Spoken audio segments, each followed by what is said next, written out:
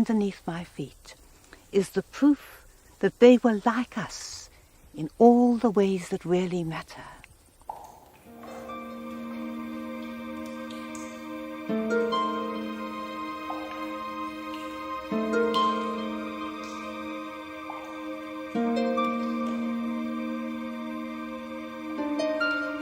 With only their flickering lamps to guide them, the cavemen felt their way down into the earth.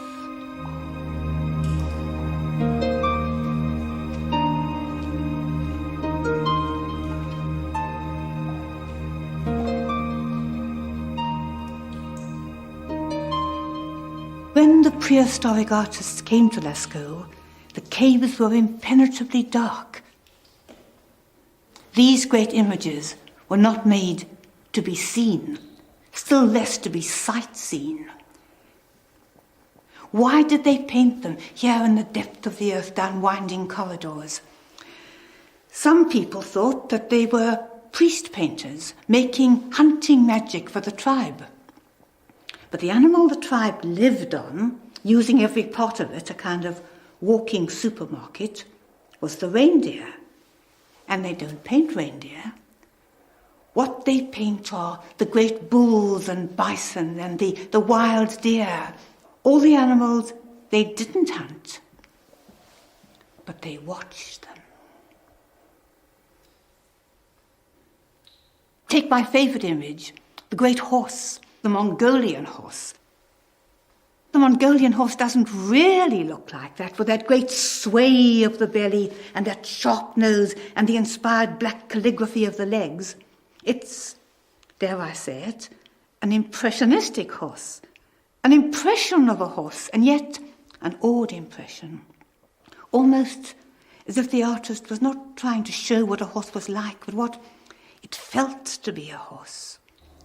Or look at the great bison. These two great black balls of male erotic fury going to explode on one another.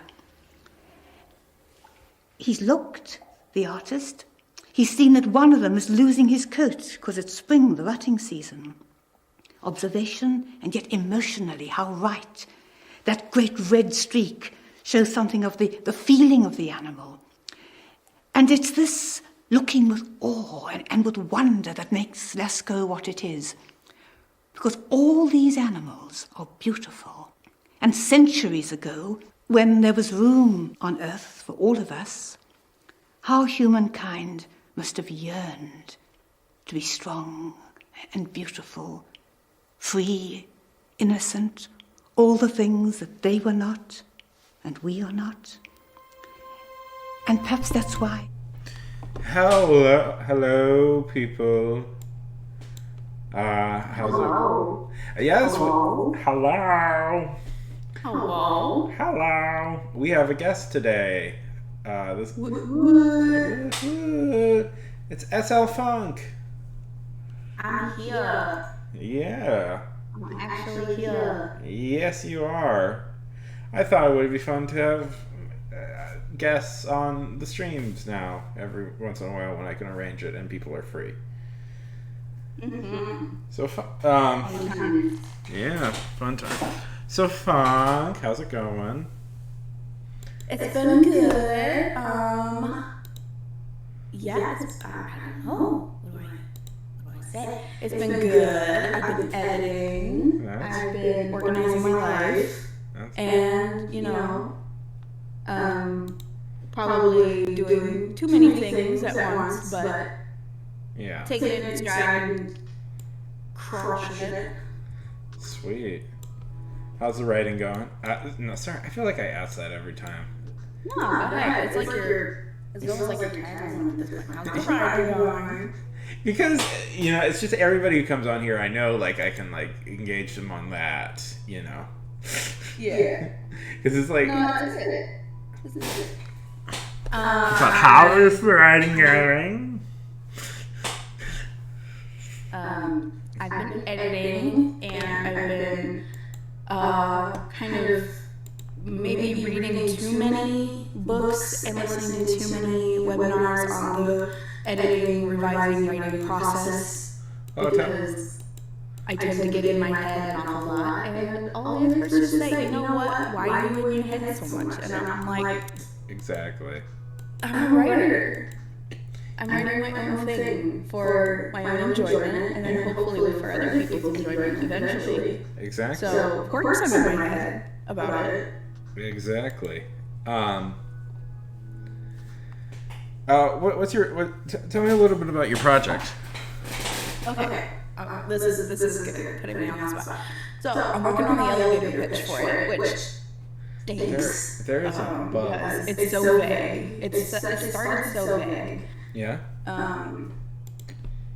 So the idea is the what if question that I kind of come back to is what if your addiction / mental illness was manifested in a living creature and you had to live like a roommate with that creature. I like that idea. So the idea is the main character, she lives isolated, alone, and she has a monster in her basement, which you can kind of fill in the blank of, as you get to know her, what that monster might signify on a symbolic or mental health level. Exactly. But then we get into her being pushed to not just pursue her passions, pursue a life that she wasn't up until this point. Hey, what's up? Sorry, I was just watching the stream. There is a bug flying around here. I'm trying to get it. Anyway, she's either I'll put into a situation where she has to either decide to pursue her lifelong dreams of, I'm still working on that. I might have to change what her initial well, what's your passion was in life. What's your you gotta kill your darling sometimes. And whether or not to go forward with that and be courageous or to continue to live and feed her monster. So that's good. That a pitch. Yeah, I like that idea. This is gonna sound terrible, but have you ever seen The Babadook? Seen what? The Babadook? Yeah, I have. Oh, okay, because that idea reminded me a little bit of how The Babadook ends. Spoiler alert for The Babadook. Yeah. I've been kind of trying hard, but yeah. Also, I guess I'm just in this place where I'm trying to cover the bases of like, has this been done before? How was it done? Like, every idea's been done before. Yeah. And you will literally not come up with it. You're never gonna revise and finish this thing and make it what it should be if you keep getting in your head about it. Exactly. And saying, like, I'm not plagiarizing anything, at least not intentionally. Yeah, you can't own an idea. Yeah, exactly. What was I going to say? No, I like the idea that you've described to me. I think it's a good idea. I'm keeping it short, just about maybe 25,000 words. Perfect. Novella, hopefully. Perfect. Hopefully be done this year. Yeah, that's always good. I always want all my stuff to be, done right now. Yeah. But what was I going to say? No, that's a good idea. I mean, what would you say is like something you're interested in, like for her passion? Something I'm interested in, like personally. Yeah.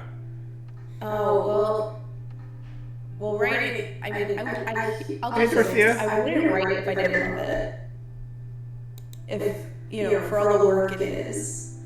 We have a visitor. Hi, Dorothea. I do like writing. Why don't you just make it? I also like dancing. Yeah. Why don't you just make it writing? If Stephen King can do it, you can do it. Yeah. No, that's kind of what it is right now. But I thought the first draft kind of felt maybe a little too self-inserty. Yeah. So I'm trying to be a little more specific. I thought maybe change it up a little bit, maybe make it specifically like script writing or something a little more. Yeah. I'm talking about the character. make it just a little more distinct, but yeah. Oh, seriously? Does she have an echo, Doris? 1 second. Well, that's on my end. Let me fix that. Maybe my gain's too high. I just want to be... Oh, I can hear it. Yeah. Okay. One sec.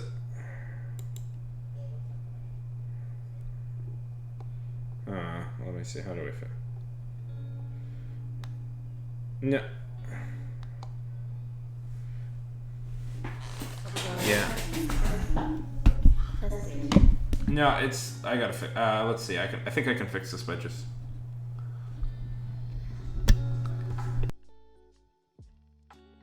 Thank you, Dorothea. You have mentioned that, Dorothea.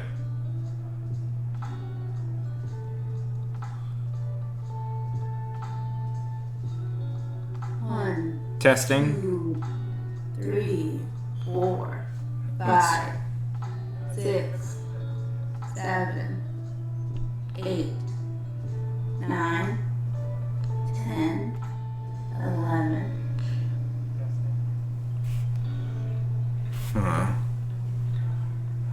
One second. Let me fix it.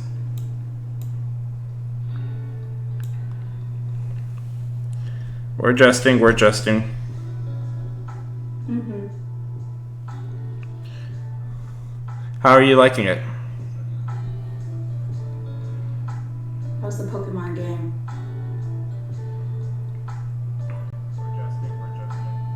Yo, I got so many.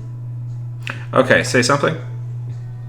I have 5,292 Whales of the Damned in your chat. And I'm trying to think of how to best utilize those chat points.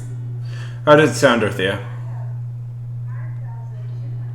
She freaking loves Pokemon. How's that sound? Eevee's so cute. Sounds okay. Got that. It sounds better, she says. That's good. Yeah, it seemed... Okay, we'll go with that for right now. Okay. Sounds good. I'm offline. I need to be on. Yeah. Online. Maybe I'll switch next time. If I do this again, I'll switch over to the lav mic and the desktop. That's usually pretty good. You can hear the train. Yeah. Train outside my window. You're free to use it however you want. I have art requests. I have. I don't even know what I put there. Yeah, it's true. Actually. Tons of crap. Yeah. Maybe we'll switch mics when I do this again. That might be. Yeah, I can. It's on my end, though. Because I was wondering, I was like, is it me? No, it's. Did I do something? Yeah. So, Dorothea, this is my friend Funk. Hello. Yeah, I just thought it'd be fun to maybe start bringing guests onto the stream every once in a while. How are you liking Pokemon? Real human contact. Yeah, real human contact. Might be the name of an upcoming show that I'm planning to make or something. What? I don't know. Be crazy if I started like a podcast or something. What? Oh my god. It's not like he's never mentioned or thought of that before. Yeah, That's a whole new concept. Totally new concept. And not like I was on your podcast just a little. Yeah, not even that long ago. Yeah. How are those numbers? Yeah, I was on. You want to link your podcast since I mentioned it? Sure. I gotta find the link, but I will find it. Okay. Ooh, fun. I will do this, Dorothea. Yeah, I was on Funk's podcast here. We were talking about the TV show Severance, which was a show I couldn't shut up about for a couple of days. You said your sister. You said you and your sister were watching it. I tried to get my sister into it. She fell asleep. Not for lack of, oh yeah, now I can hear the echo of it. Not for lack of, like, the show not being, like, awesome and exciting, but more like she watches The Walking Dead and falls asleep. So it doesn't take much. How did you like that, Dorothea? How did you like the black and white show?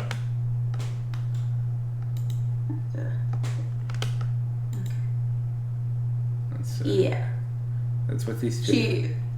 We start a lot of TV shows, and then they either become like the new thing, or they like don't. They kind of just fizzle out after a couple of episodes. So I was making the attempt. Yeah. And maybe, hopefully, she'll I'm psyched that she'll come around. Yes. I'm hearing pretty good things about Pachinko, which is another Apple TV show.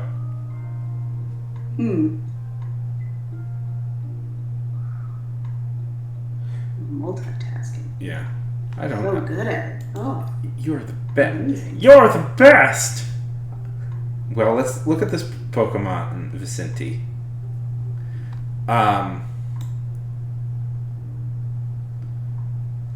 There are also blog entries as well as the podcast. But yes, it's also on Spotify. It is? Velcro. Yep. Awesome! I know. Congratulations. You and Joe Rogan share a platform now. I know. Yeah. Gotta keep up with the greats. Exactly. It is very cute, Dorothea. Yeah, I'm hearing really good things about Pachinko. It's kind of making me want to see it. I have no idea what it's about. It's just everybody's telling me I would like it. It is. I assume it's like a Japanese crime drama or something, because... Oh, yeah. Pachinko. I'm just looking it up. Okay, yeah. Based on the New York Times bestseller, the sweeping saga chronicles the hopes and dreams of a Korean immigrant family across four generations. Now I'm racist. I assumed it was Japanese because my experience with Pachinko is... I wouldn't have thought any different either, because I'm pretty sure Pachinko works either Japanese or Korean. Okay, Dorothea. Here's a question, and Funk, I'll throw this question out to you too. Sure. Pokemon starting team. What are the 6 you would pick? Oh, I didn't even tweet that. Okay, sorry. I had a tweet just sitting in drafts. I didn't actually hit send. Okay, starting team. How many is that? Like 1, 2, 3? It's 6, but just 6. Oh. Let's see. It's okay if you don't. Cool.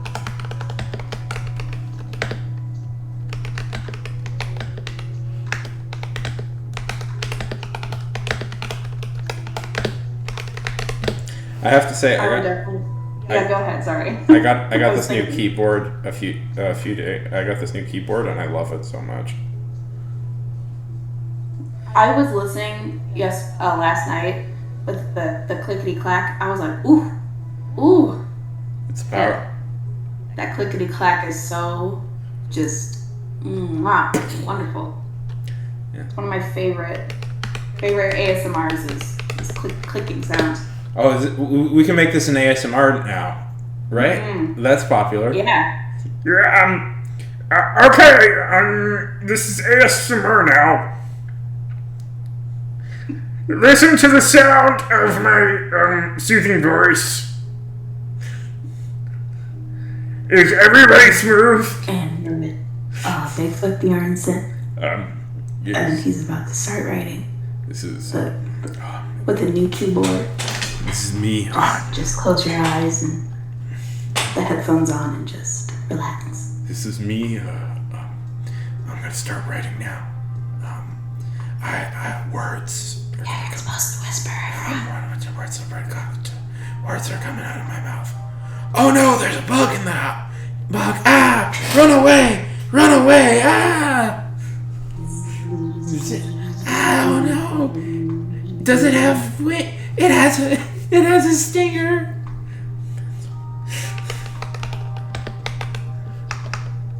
I know you come here for the quality content. The quality ASMR. I think for my starter team, I would have Pikachu, Piplup, Snivy? Yeah, Snivy. And Chimchar. And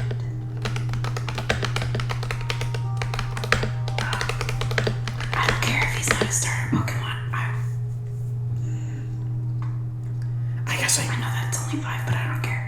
I guess I mean kind of like your team. Were you into Pokemon when you were a kid? No, not really. Is that obvious? So you were more of a Digimon person? No, I didn't watch the anime as a kid. That wasn't until much later. So Dorothea, I had a deprived childhood. Did you not have a major friendship breakup because of Pokemon? Really? Like I did? At what age? At what age did this at major 5. friendship? 5. I had me and an old friend of mine had like this huge falling out, and yeah, it was So what had happened is like everybody was into collecting the Pokemon cards. That was the big thing. Yeah. Like. No, I remember that. Yeah, and so I had this friend across the street, and his parents were exceptionally cheap. And whereas everybody was getting a bunch of cards, his parents would only got him 1 pack of cards. And he had this prized Charizard. And now there's 2 different stories about this incident. And there's one he's told, and there's one I'm pretty sure is the actual story. Now, it was me, him, and another friend, and he said our other friend stole this Pokemon card for him.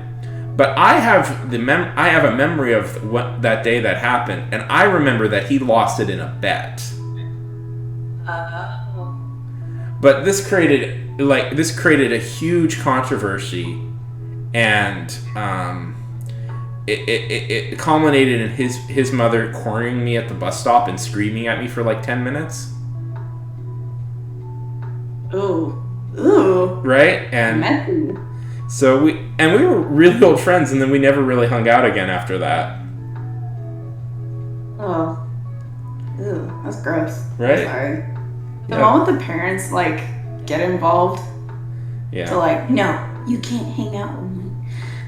Well. What was it? Was it the losing it in a bet? No, he says it was stolen, but I have a memory of that day, and we bet on it. Yeah. He bet on it, or it's just maybe he agreed to give it up, and then he claimed that that it was stolen. You know. Well, that doesn't sound like a very good friend. Might I? Well, you know, he always had this thing. His parents were so like just pathologically cheap. I see. Like to an extent. So like he was always like so behind everybody else in the thing, you know, so and you know, it sounds like, I don't know, this probably sounds privileged, and it kind of is, but we were all living in Saudi Arabia, and one of the things about living in Saudi Arabia is everybody got paid like crazy amounts of money to work there. So his parents could afford it. They just didn't want to. Yeah. No, it sounds like the parents were... Yeah. Well, it was it was his mom in particular who was like just this joyless person, you know. Yeah. No. Anyways, I feel bad for the kid. I do too. I've more than once thought about trying to reconnect with him, but it's just what do you say after all these years? You know. Right? Hey, sorry that stupid Pokemon thing ruined our friendship. Oh man. You know. Never had Pokemon card, but I did collect Bellisara. I've never heard of Bellisara cards. We stole the folders, picked the cards they wanted, and threw the rest in a rain puddle. Kids are the worst. They are the worst. Yeah, but... Aw, that's sweet. Yeah. That your parents helped you. Aw. I'm happy that they did. See, part of the issue with my whole thing was that the kid was, he was Muslim, and the other one was Christian, and I don't know. She was so racist against Muslims. His mom. You know, that checks. I mean, okay, that's not controversial, but yeah. I don't know. Yeah, it's just I have a memory of that night. I'm pretty sure he gave it willingly. You know. Yeah, I don't. Yeah.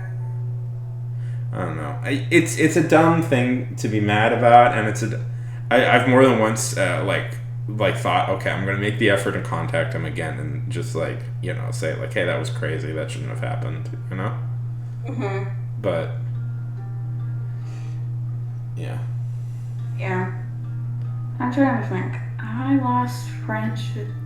I'll be honest. Okay. I was one of those kids, and possibly still a little bit this way as an adult. Yeah. Where we all have the friendships that are kind of just like there for like convenience. Like. Yeah. You go to school with the people you go to school with, and your friends just because you go to school together. Yeah. Not because you actually share like anything else in common or any interests or whatever. Yeah. So, okay, you might know this a bit, but it's not apparent on my I don't talk about it a lot on streams or anything like that, but I took ballet as a kid. Yeah. And I didn't know that. You are technically, you share a lot of time with the other kids in class. Whether it's, whatever you're doing, whether it's school, whatever class you take, extracurricular, Yeah. And a lot of the times we would kind of move up every year in the same class. Not always, but... Yeah. I had in my circle, there were these twin sisters who were how do I say? They had an older sister too that was also in the class together with us. And I was kind of at the age between the older sister and the set of twins. So we all were kind of always we used to carpool together to the studio. And they were the snottiest, brattiest, Really? So... It was a common... It was like those friends that when you, when you're at their place, or you get into, the car with them, and they're, mouthing off at their mom, and you're just sitting there going... I'd be killed if I said that to my parents. It was constantly like that. Oh, and they had this bratty younger brother too who would constantly whine. Oh my gosh. The point is, we were quote unquote friends due to proximity. And then we knew each other throughout high school too. And it's really quickly was just I don't know why I'm saying this. We weren't really friends, but by all appearances we were friends. you know? And we spent enough time together that we, like, you know, went to, like, the same events, same parties, hung out almost every day, like, you know, but the moment, like, the second to last year of high school started, it was like, the moment I can get away from you, it's like you're dead to me. Like, I can't wait to never see you again. Okay. This is a bad example. It's not like, I guess I will just think of, like, I never lost a friend over, like, you know, they stole something or whatever, but it was like, well, it was a constant, it was like that, like, bratty, like, girl competitions with each other, and I had to do it with 3 sisters. Yeah. Really? And a set of twins. Good night, They were, like, bratty against each other, too. Like, one was, like, prettier, quote-unquote, than the other, and they were, like, constantly competing, and then sometimes, like, the quote-unquote ugly twin was, like, nicer to me, because she's like, oh, we're like, she's such a bitch, isn't she? Like, talking about her sister, and I'm like, I think you think I'm a bitch, too, like, oh, of course. I don't know why you're deciding to be my friend all of a sudden, like, be super, like, let's gang up on my sister. Ugh, it was so stupid. That sounds bad. Yeah. I don't know. Whenever you talk to people who, like, just incessantly talk behind people's backs, you're like, what? You know. Yeah. It's like, you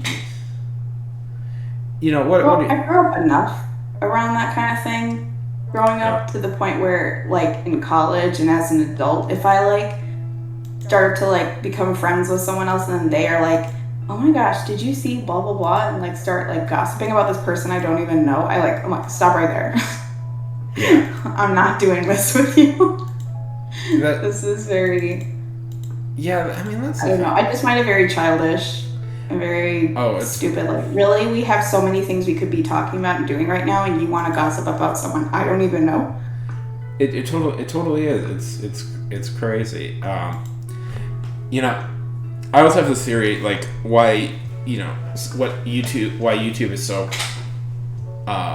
you know, what the popular YouTubers are all, it's really kind of just a simulation of high school, where, like, there's all these idiot, like, really popular kids, and like, the whole, like, society is based around, like, did you see what these idiots did? You know? Yeah. I don't know. And it's like, wow, really? Some people never leave school. They never leave the high school mentality, and they just bring it into the adult world, and... Exactly. Ugh, I just resent that so much, because I was just waiting to be free of all that. I was just waiting to get out of it, and then, you know, seeing it, especially in, like, the professional, like, work environment, I'm like, oh, no! It's bad. It's real bad. It's like, I'm just here to get my job done and hopefully get a promotion, but now I have to play not just work politics, but high school politics. Well, you know, the thing is... It's too much. It's too much. The thing is, like, me, I really just want money. You know, right? in work environments, I don't care about these people. I just want to get my paycheck. You know? Yeah. What was I gonna say? But, like, what am I thinking? I didn't mean to take this into, like, a... No, it's... Like, people are the worst kind of direction. No, it's fine. I like it. I just had some really shitty friends growing up. So. Oh, yeah. No, it's just... oh, yeah, no, I get that. And, truth, I totally understand, like, the whole thing of, like, you know, we're not really friends, we're just close to each other, you know? Yeah. You know, and it's a weird thing where you have to go, like, well, you know, you've spent so much of your time with this person, and you go, like, huh, well, I guess I'm not really your friend, am I? Callie! Callie's here! Callie! We have a special guest tonight, Callie. Hello? Yeah. Hello? Hello!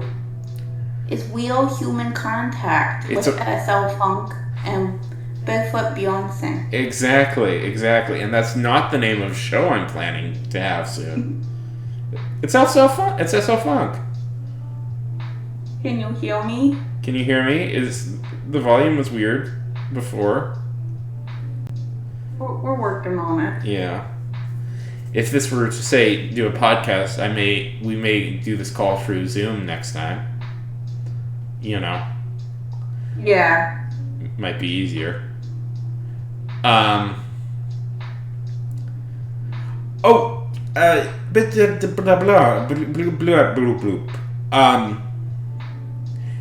I tell you Spelljammer? They released Spelljammer? Have I talked to you about Spelljammer? I don't know. I don't think so. Oh my god! So Spelljammer it's a D&D thing, but it's essentially fantasy and space. Oh, no, you mentioned that on my stream last night. Oh yeah, I guess I did. And it's been. It's been a click in my brain just now. Yeah, it's. No, I haven't done that. I've never done it either, but it's the thing it's the thing I've always the one thing I've always read about D&D is Spelljammer, and I'm like, that's like the funnest idea I've ever heard, and I've been wanting to do it forever, but they don't have a modern version of it, and so finally they just released and trying to get the original versions. You know how much they cost now? Yeah.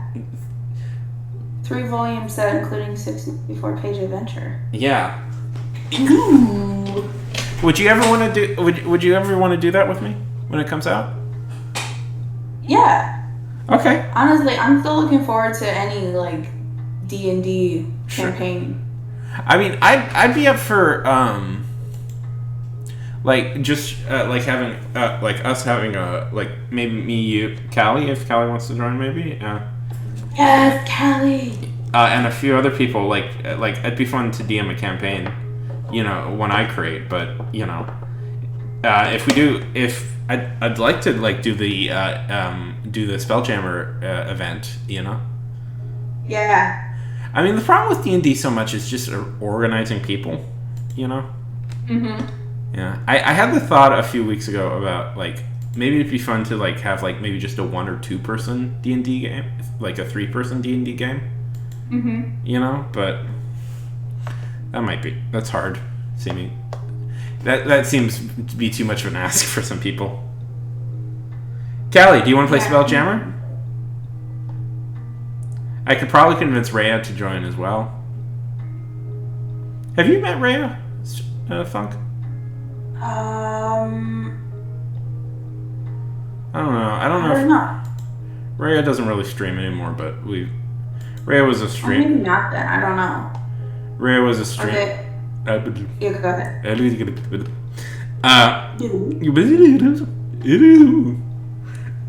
Rhea was another writing streamer on here. We're actually in a D&D group together right now, so and we hang. Oh, okay. We're buds. Are they usually coming in to the chats and stuff like that? They used to, and they had to get a stupid job, so yeah. They don't really do that much anymore, but we're still buddies. We still chat. Okay. Well, I don't know. I don't think I've ever met them then. No. They're nice. Usually the people who I either can connect with in their chats or the people who come into my chats. Because I've only been doing this for maybe, I won't even say a year. Yeah. I've only been on Twitch for about a year. And I don't stream all that often. So I'm still kind of trying to get to know more people. Funk, I don't know if I've even mentioned this. Are you on the TWN? Yeah, no, I think it was during the last Writer's Conduit. You sent me the link, the invite link for that. Did I? Good. Yeah, it was one of the first little little whispers I got. Yeah. I used to try really hard to bring as many writers as I could find into the TWN. Used to be a little bit of a thing I would work hard at,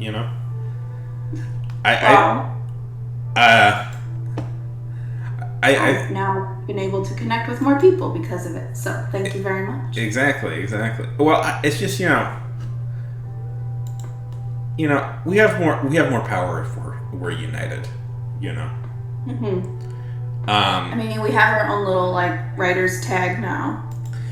Oh, okay. Category. No, which is a step in the right direction. That's not ours. That's not ours. I hate to break it to you. Oh well. Yeah, no, you're right. It's a very minor indie game. That's what I was thinking. I was like, when I was first trying to use the category, I was like, indie game? But that's what everybody's using. Yeah, so. Well, because nobody plays it. I have it on here. One second, let me find it. Really? What? Oh, man, I should look it up. Yeah.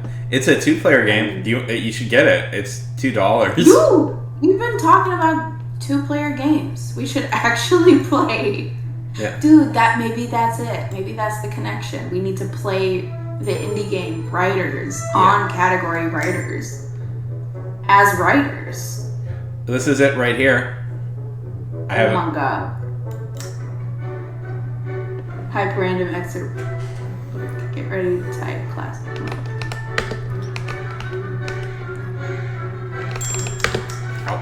No. Oh, damn it. Oh, is it like the, how fast can you type kind of thing? Yeah. I screwed up.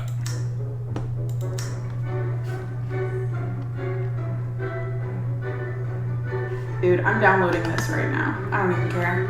Sure.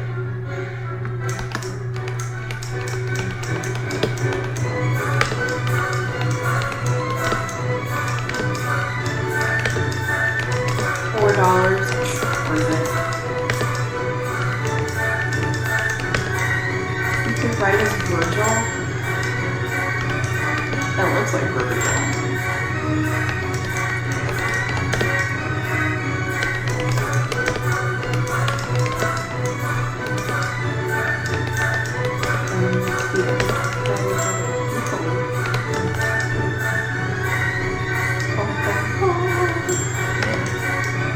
Oh, it was updated in February. What? It said it was updated in February.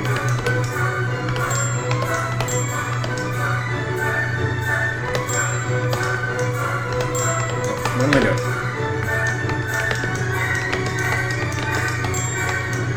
Alright.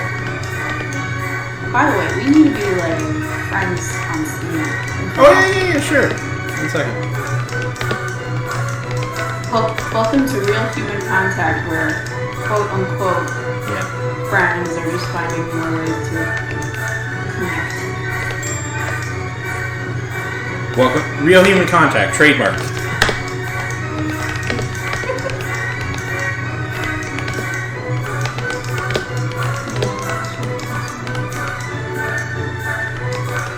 Who that? Pittman. Welcome, Pittman. Hey, Pets! How's it going, my bud? 1 second. Let me do this. 1 second. I'm doing really bad, I think. Now let's screw up on the... We have a guest today! Hello? Hello? Hello. Hello! SL Funk. The funkiest streamer around. The funkiest. Just finish the roster. Ooh! That's... Congratulations, my bud! Everybody give her... Yay! Round of applause!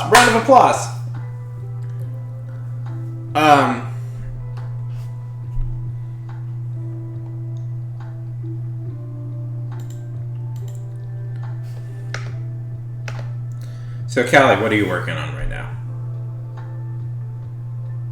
Oh, that's fun. What was the contest?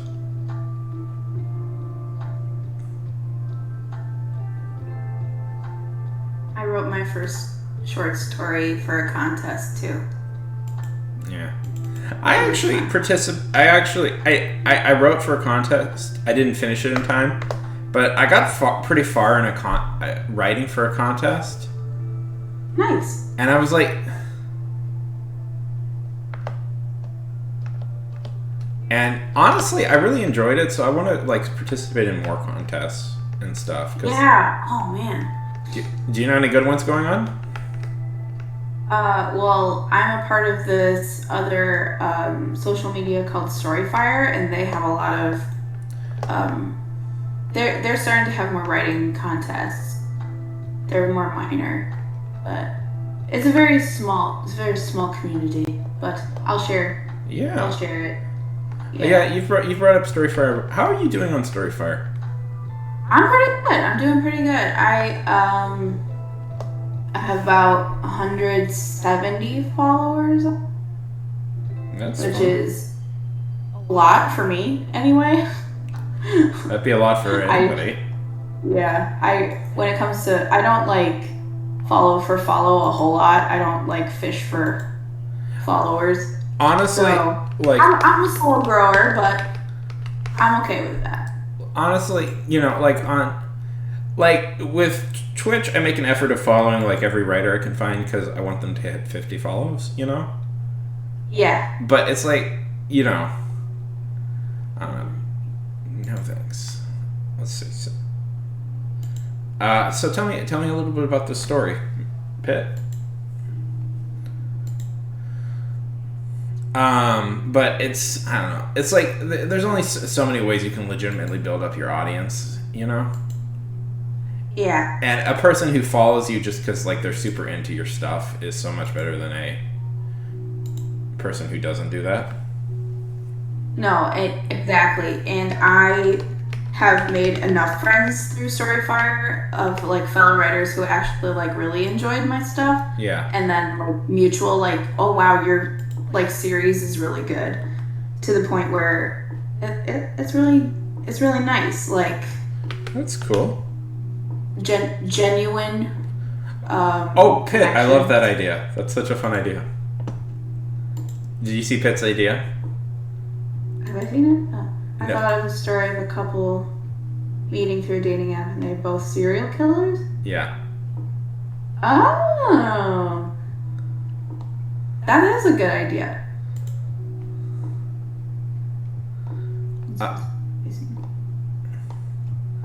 Okay.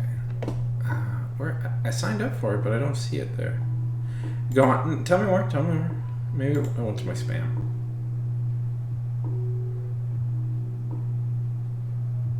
Anyways, so do you have a web serial, or do you have like just a normal? Do you just post like little pieces of your like little short stories?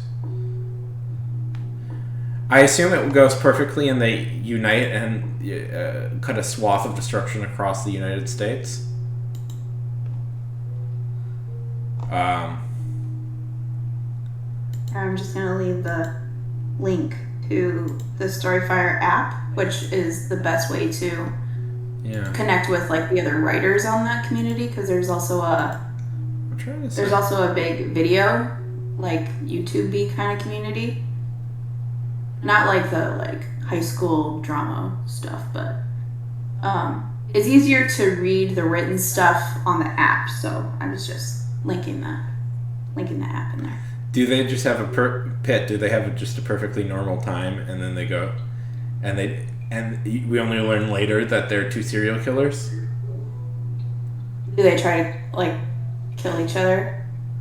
Do they have like cool spicy MOs like this person only goes after like Capricorns, or one's called she only goes after guys who are over 6 foot? One's called the gardener because they always leave a rose.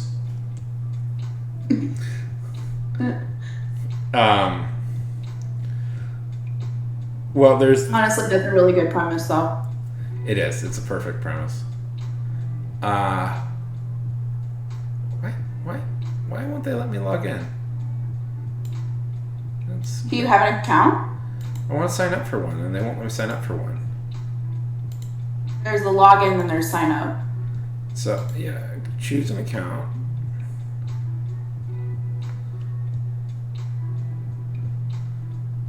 Okay. Okay, fine. I understand. But let's talk about world building. Is this a hard magic system or a soft magic system?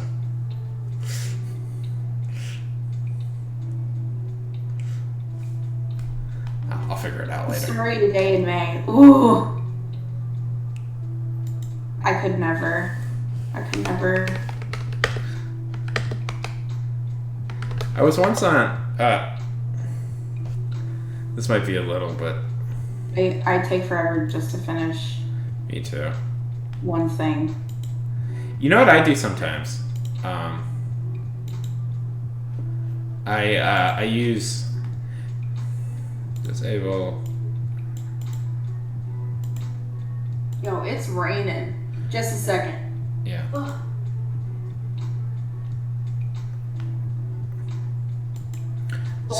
Storm coming. Ugh. It just got loud for a second. Okay. That's fine. You know, I like these Fiasco playsets. I've talked to you about Fiasco before, right? Yeah, that actually sounds Yeah. like a lot of fun too. Yeah. Oh, yeah. Well, Fiasco is real easy. If we just get 3 people, we can do it. It's very easy to set up. Oh. Yeah. Did I just see a? I guess there's a Sailor Moon one. Hilarious. Real Magic Girls of Collingwood. Yeah. Well, the thing about Fiasco is they like a lot of like murder and stuff. Is usually the gay. Yeah. They pick a genre. Yeah. It's called a lot of people call it the Coen Brothers RPG. Yeah. Because it's all about creating kind of like a Coen Brothers sort of thing. I know there's a My Little Pony one in here somewhere. The fun thing about Fiasco, one of the fun things about Fiasco is it's so easy to like create like play sets for it. You know, it's so easy to customize, you know. Mm-hmm. It really doesn't take that much effort to customize it. So it can be adapted for almost any genre you can think of. So they have like horrors, they have comedies, they have like tragedies. Like you can do a Viking, you can do something inspired by Breaking Bad, something inspired by Portal. You know, It's pretty fun. And I guess something inspired by Sailor Moon, but with murder. What's called?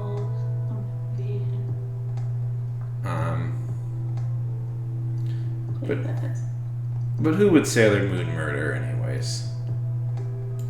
Sailor Sun?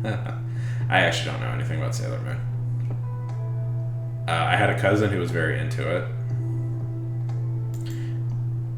I don't. Well, but blah blah blah blah.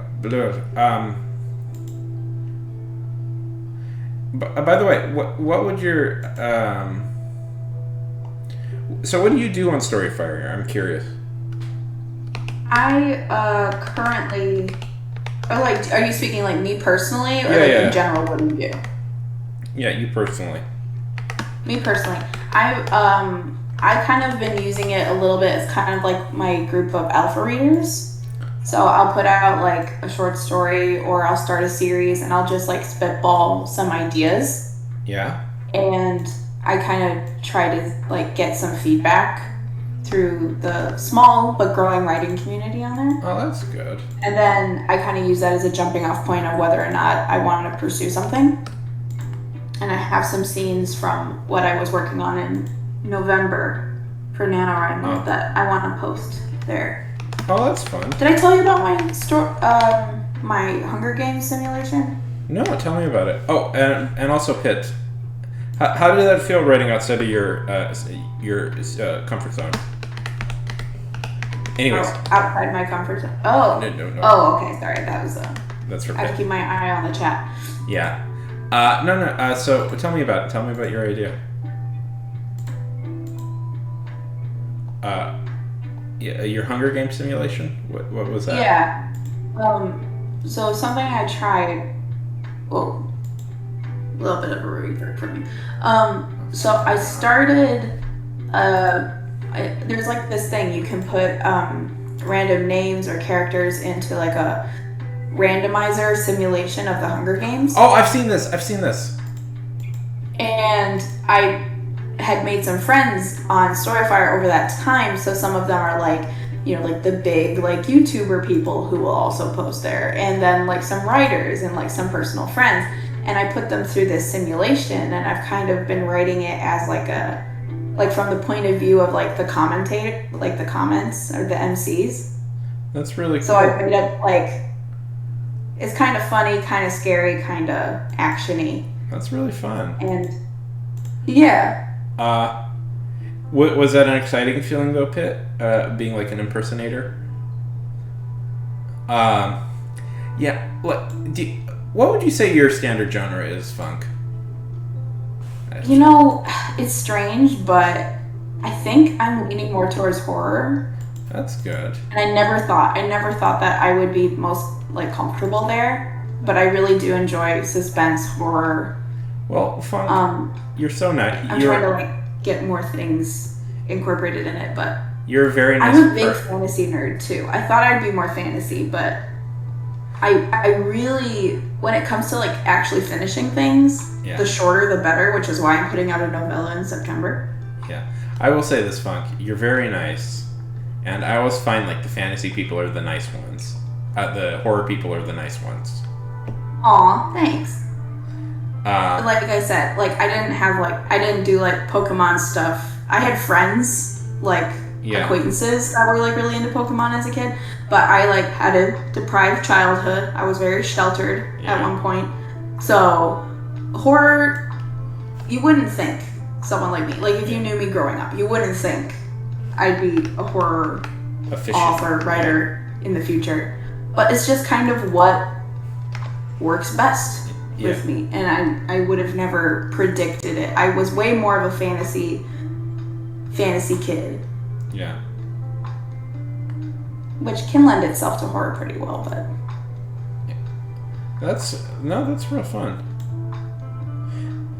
What about you, Bigfoot? I knew you had a serial you were doing for a while. Oh, most depressing and moment in my life. You talked about your ideas, like the premises, but so, where are you most comfortable? So Pitt, so Pitt, you're really thinking that you're gonna do more fantasy? That's awesome. Mystery? That's awesome. I don't. For me myself, I don't know. I don't know what I'm most comfortable with. I was thinking. I don't know. Like, I'm under the constant delusion that I'm funny. You know. I mean, yeah, that works. But it's like I don't know. I also do kind of like horror stories and stuff like that, but I don't try. I don't know. It's weird because it's like I don't really try and aim for anything. I just try and do what I think. Yeah.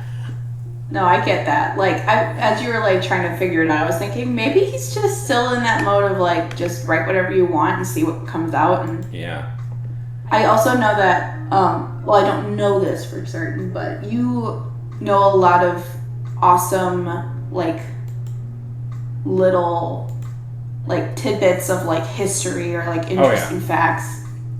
Oh, I'm a big history nerd. You could probably do a lot of things that are like that one ghost story you told us about the park. In Griffith Park. Well, that just came about research. I like urban myths and stuff like that.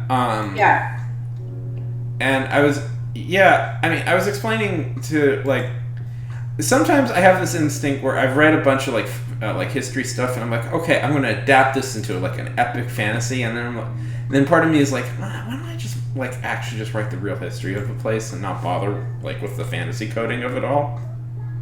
Oh, I see. You know, but I don't know. Yeah. But I don't. No, I don't know how like I was explaining this to somebody a few days ago, where it's like Chester A. Arthur has a really interesting history, and I was like, do you not? People don't even know who Chester A. Arthur is, but Chester A. Arthur was the president that succeeded James Garfield, and he has a crazy story. Like, it's like it's full of twists and turns and like redemption arcs, that nobody would see coming. And I was like, maybe I should like try and adapt that into like more of a fantasy or sci-fi thing. You ever considered picking someone like that who really interests you, like their life story, and then like loosely basing like a fantasy or a sci-fi character off of them? I'm kind of thinking that. So, just to basically explain why he's so interesting as a person, Chester A. Arthur is the most famous political betrayal story in history. He was he was a scion. He was the number of the corrupt.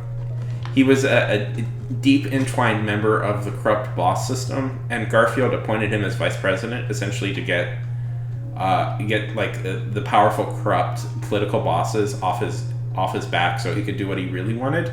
Because vice presidents didn't do really anything except potentially succeed the president. And then Garfield gets assassinated, and then the biggest twist in history happens. Chester A. Arthur, who for decades is like the number 2 guy to the like powerful political boss, betrays his political boss and dismantles that whole system. Yo, it's a pretty crazy story, and exactly why he does it is because he was. One of the reasons why he does it is when he succeeds to the presidency, he finds out he has I believe has terminal stomach cancer. And but the big reason is there was this woman in New Hampshire that would send him letters throughout his entire presidency urging him to do better. Yeah. Okay. And we know he got these because he had them in his desk when he died, and he visited her once. See, the thing about Arthur is Arthur initially rose to fame because he was as a young lawyer, he defended a civil rights case. Back in the 1910s, trolley cars were segregated in New York, and black people couldn't sit in the front, and there was a whole huge controversy where a black woman did in fact sit in the front, and he's the one who defended her and got her to fought that law and proved it was in fact racist. But then after that, he totally sells out and becomes corrupt.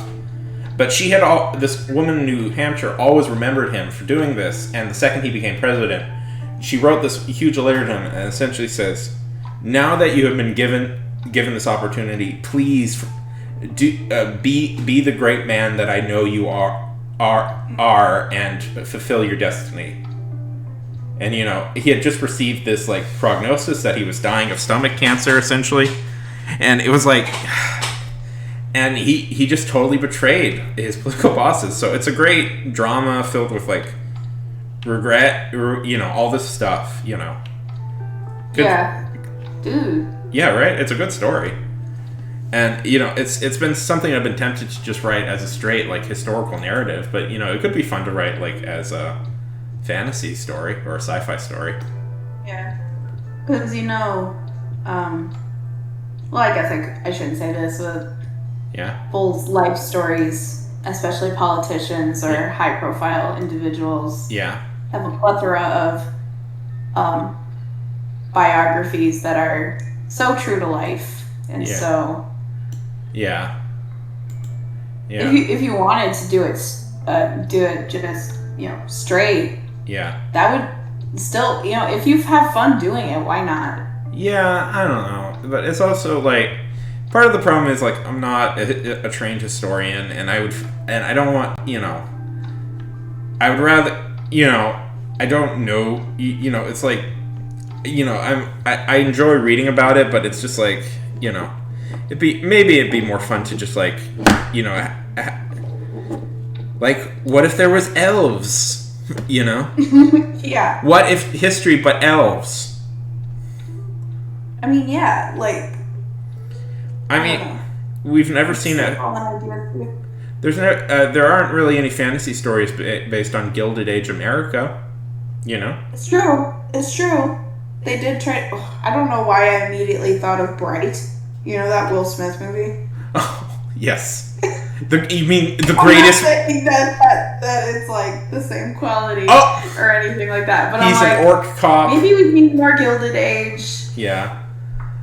More. Well done. Yeah. Oh my god. Versions of maybe what Bright was trying to do, but didn't really do well. Yeah. Recently, I guess there was going to be a Bright 2, but they canceled it. For reasons. Yeah. Well, do you have like a lot of I guess how my brain doesn't give me the right words. Do you have like a series or maybe like a film or I don't know, just anything that you like were like, oh, I really like this premise, but they like messed it up? Oh my god, I do have one, and I've been privately ranting about it for like 2 years at this point. Oh, I'm sorry. No. I've never expressed these emotions on Twitch before. I guess I could. And also, Pitt, it was really lovely seeing you. Have a good night. Yeah, good night. Fantastic Beasts and Where to Find Them. Oh, yeah. It's so, like, I cannot believe they fucked that up so badly. Because to me,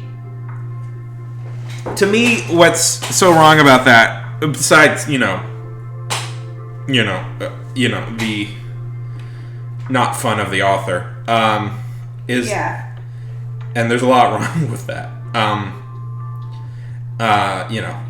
is one, it's so surprising. It's like, how did they fuck up a premise so easy? It's like so easy. Yeah, it's like this is like we were talking about Pokemon, and like people were like, it could have been simply magic Pokemon, with wizards, or like magic. It kind of like an Indiana Jones-esque series where each event is different. Like I remember when I saw the first movie, and I'm like, and that when he goes into that like magic suitcase full of like monsters and stuff, that's like the funnest image I've ever thought. That's like one of the funnest ideas ever. Yeah. Where it's just a briefcase full of monsters. Yeah. And it's like, how did they fuck that up? How did they fuck that up so badly? Yeah. It might be silly, but again, I'll just reiterate, I kind of had a deprived childhood. Yeah. Getting a little bit more fun as I got older, but I was really disappointed with, I was one of these people, right? Yeah. When the movie for Aragon came out. Oh my god! My friends and I all got together and were like big fans, and like, all us girls were like simping over the main character and everything. Yeah. I was so... And then I read the books, and I was like, get this garbage out of my face. Get this movie out of my face. And honestly, to this day, if somebody wanted to do the Aragon story justice in an adaptation, I'd be all about it. Okay, so here's the thing. I was also super obsessed with Aragon. Okay. The books. I liked the book because they appeal to a certain... To be fair. I didn't learn till later that they were written by a teenager, but I can totally see it now that they were written by a teenager because they do appeal to a certain like teenager mindset pretty easily. And you can definitely tell where his inspirations were. Oh, I don't know what you mean. It's not Star Wars. What is Star Wars? When you're not a Star Wars fan, but you love Aragon because you're a fantasy fan. Yeah. And you grow up and you're like, oh shit. This is just I mean, I don't know. A little, it's a little bit unfair. People are like, well, it's just Star Wars. Yeah, but like Star Wars is not the most notoriously inventive in its like structure. You gotta find your inspiration somewhere. Yeah, I mean, honestly, if you're a young writer ripping off Star Wars, it's not the worst idea in the world. It's a pretty like decent. There have been worse things that have happened in history. Yeah, but for writers specifically. I don't know. It's like, as a teenager, you read it, and when he released the third book, I just couldn't get into it because, I had gotten older by then. But the first two books I really liked as a teenager, and then the third book, I was just like, I don't care about this, and I would like keep it in that fire alive as long as I could, and then when I finally got to the last book and I read the last climax of everything, oh man, was it a letdown. It was so bad. Yeah, I mean, they're good for like kids, a little uncritical, who don't really have experience with fantasy, or because they are. No, it's a good way to kind of get your but it's your a little toes into the fantasy genre. Yeah, but it's all and read something else. Yeah.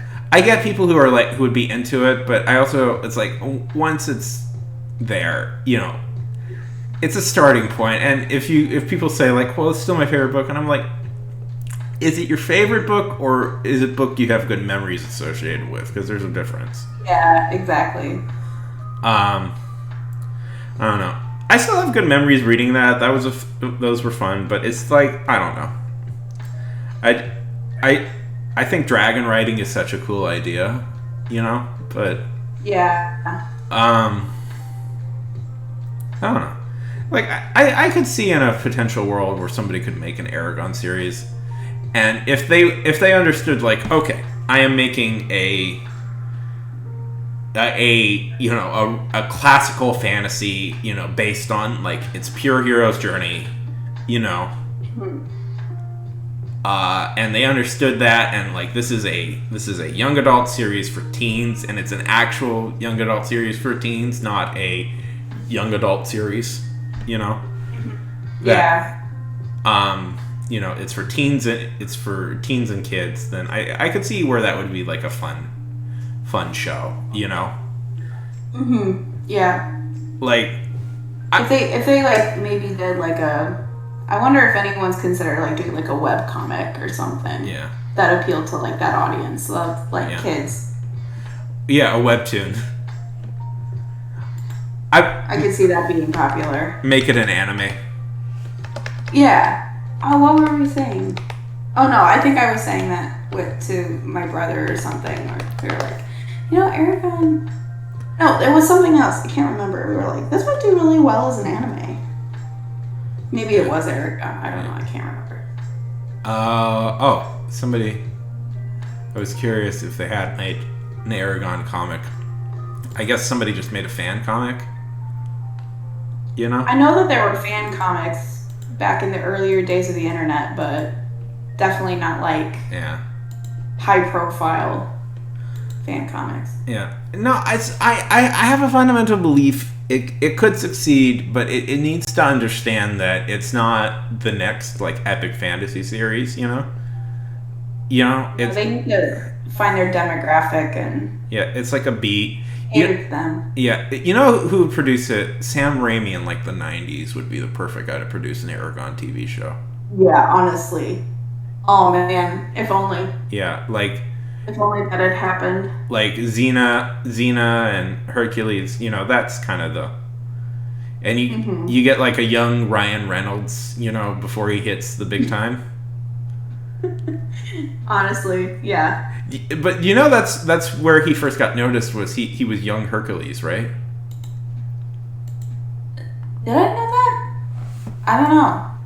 No, I didn't know that. Yeah. That's interesting. I didn't go out of my way to look up Ryan Reynolds. What, you didn't learn? You didn't learn everything about him after the film Drive? No. Right, I didn't do that. I didn't become obsessed with that movie. Young Hercules. Oh wait, did I know that? No, I don't think I knew that. More important I'm very question. ADHD. I get a lot of information that's just kind of like in there, bounces around, and then out the other side. Like, More important question. do I remember hearing that? Maybe at one point, but King of the gods ruled the universe. He had a son, no, young Hercules.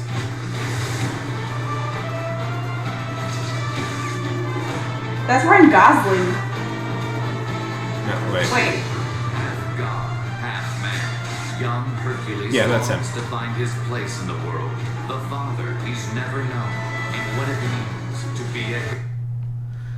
Oh, why did they cut that off? Oh, whatever. wait, no. Did you say Ryan Reynolds or Ryan Gosling? Ryan Gosling. Oh, I was thinking Ryan Reynolds. No, it's the other Hollywood Ryan. The other Canadian Ryan. Yeah. So many Ryans in the world. So You many. said Drive, and I was like, was he in Drive? No, Was Ryan Reynolds in Drive? I imagine. don't know. I don't know anymore. The Oh, world man. is Have you ever seen Drive, by the way? shifting around me in a new perspective. I didn't Yeah. think. But Funk, I have an No. important question for you. Have you seen the film Drive? Yes. Oh, okay. Because I was like, oh, we're gonna have to do an episode on your show. I'm gonna make it. I would be like, okay, we're just gonna watch Drive like right now. It's gonna become Brain Velcro is gonna become Bigfoot Bjornson makes a cell phone watch. No, but I was like, She's decided to start a podcast yeah. and hasn't seen this or hasn't read this or hasn't done this. But oh my god, well, honestly, Drive is just such a good movie. It's like one of my favorite movies of all time, and I don't care if that's a film bro take. It's good, damn it, and there's a reason why it's popular. Oh yeah. Um, Hold on. Have you seen the clip of a young Ryan Gosling dancing? no, I must see this. Oh, Okay. Share this with me. yes, I'm sharing it right now. Hold on. From 92. Okay, yeah. 92. That's literally the year I was born. Okay, hold on. Yeah, you need it. You need to play this. You need to see this. I will see this. I may have seen this. Oh, this one, yeah. Have you seen this? Unfortunate. You can tell MC Hammer was big at the time. Yeah. It's always weird seeing like celebrities when they're younger because it's like their faces are shrunk. You know? The exact same adult face, just like. Yeah. You're always like, well, will I recognize them as kids? And it's like, oh yeah, there they are. It's like somebody's placed their head on like just a child's body.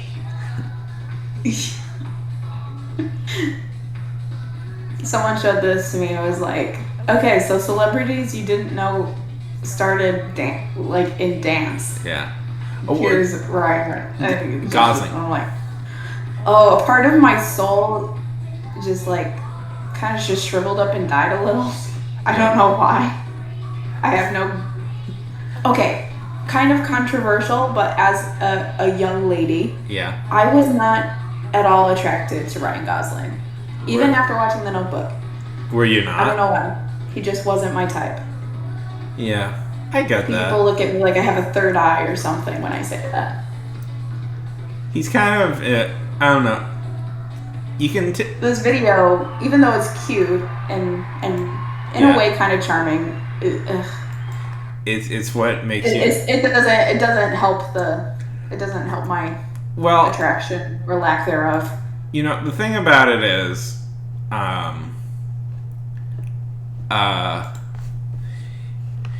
he's sort of an intense dude, you know?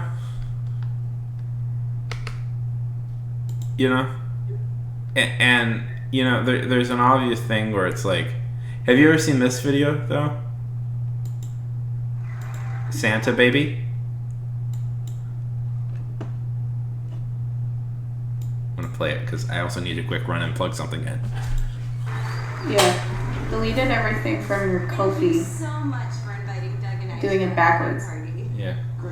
You know, okay, that's weird. Like, I more than an audience, I'm finding a bunch of friendships, like connecting like with friends. I mean, case in point right here. Yeah. I mean, But, like, the best sort of thing. Yeah, do you like put out a bunch of stuff that you're proud of and just hope that you find an audience, or do you hope that they find you without? I don't know. How do you go about that? I mean, part of me really wants, you know. Hey, I'll be back right 1 second. I need to plug stuff in because I can't see the comments right now. Okay. Okay. And I want to have a long discussion. I want to have a long discussion about this because I have thoughts. Okay. Let the audience find me, then figure out what they'd want. I keep always asking that with people who are like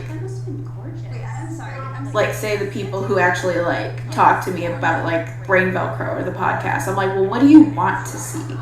What do you want to hear? What do you want to read? And tell me what that is, and I don't get anything. It's like, well, thank you for supporting me, but like, can you like give me a little bit of feedback? Like feedback in the case of like, you know, I could do this, and you really like this thing, so that could really work really well, or I don't know.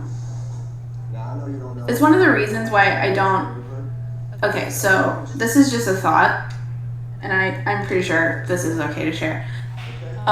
So me and Bigfoot watched Severance together, and then did an episode on my podcast / blog, and then we were talking about the possibility of trial and error. You're probably right. Of like doing like an after show or like a recap show for season 2 when it comes out. And when you have something that's specific, it's easier for people to latch on and like find what you're doing. But one of the reasons I just called my podcast Brain Velcro was just like, I want to try a bunch of different things, but maybe that's too general, that's too broad. Yeah. To like find an audience, you know? No. That's the correct way of doing it. It's honestly, I always think you should do both. Funk. There we go. Sorry, I couldn't see the comments, and that was making me a little nervous. No worries.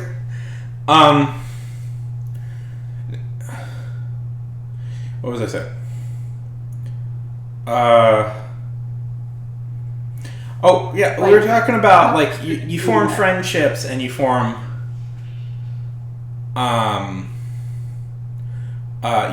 the difference between like forming a friendship and forming an audience. Yeah. I mean, essentially at our level, there's no difference. You know. Yeah. Right now, in the indie circles, it's very small, it's very closed, so you will know most of your audience personally on some level. You know, the bigger. No, I like the like tight group of like we're just like encouraging each other, and then when someone finishes something or puts something out, we all come together and be like, woo! Definitely. Good job.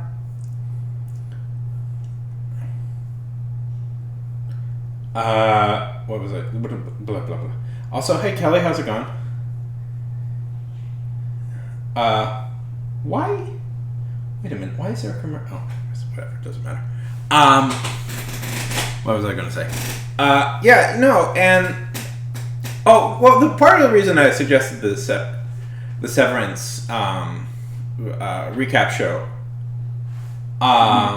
was that it would. One, I think it would be fun. Yeah, it would be so fun.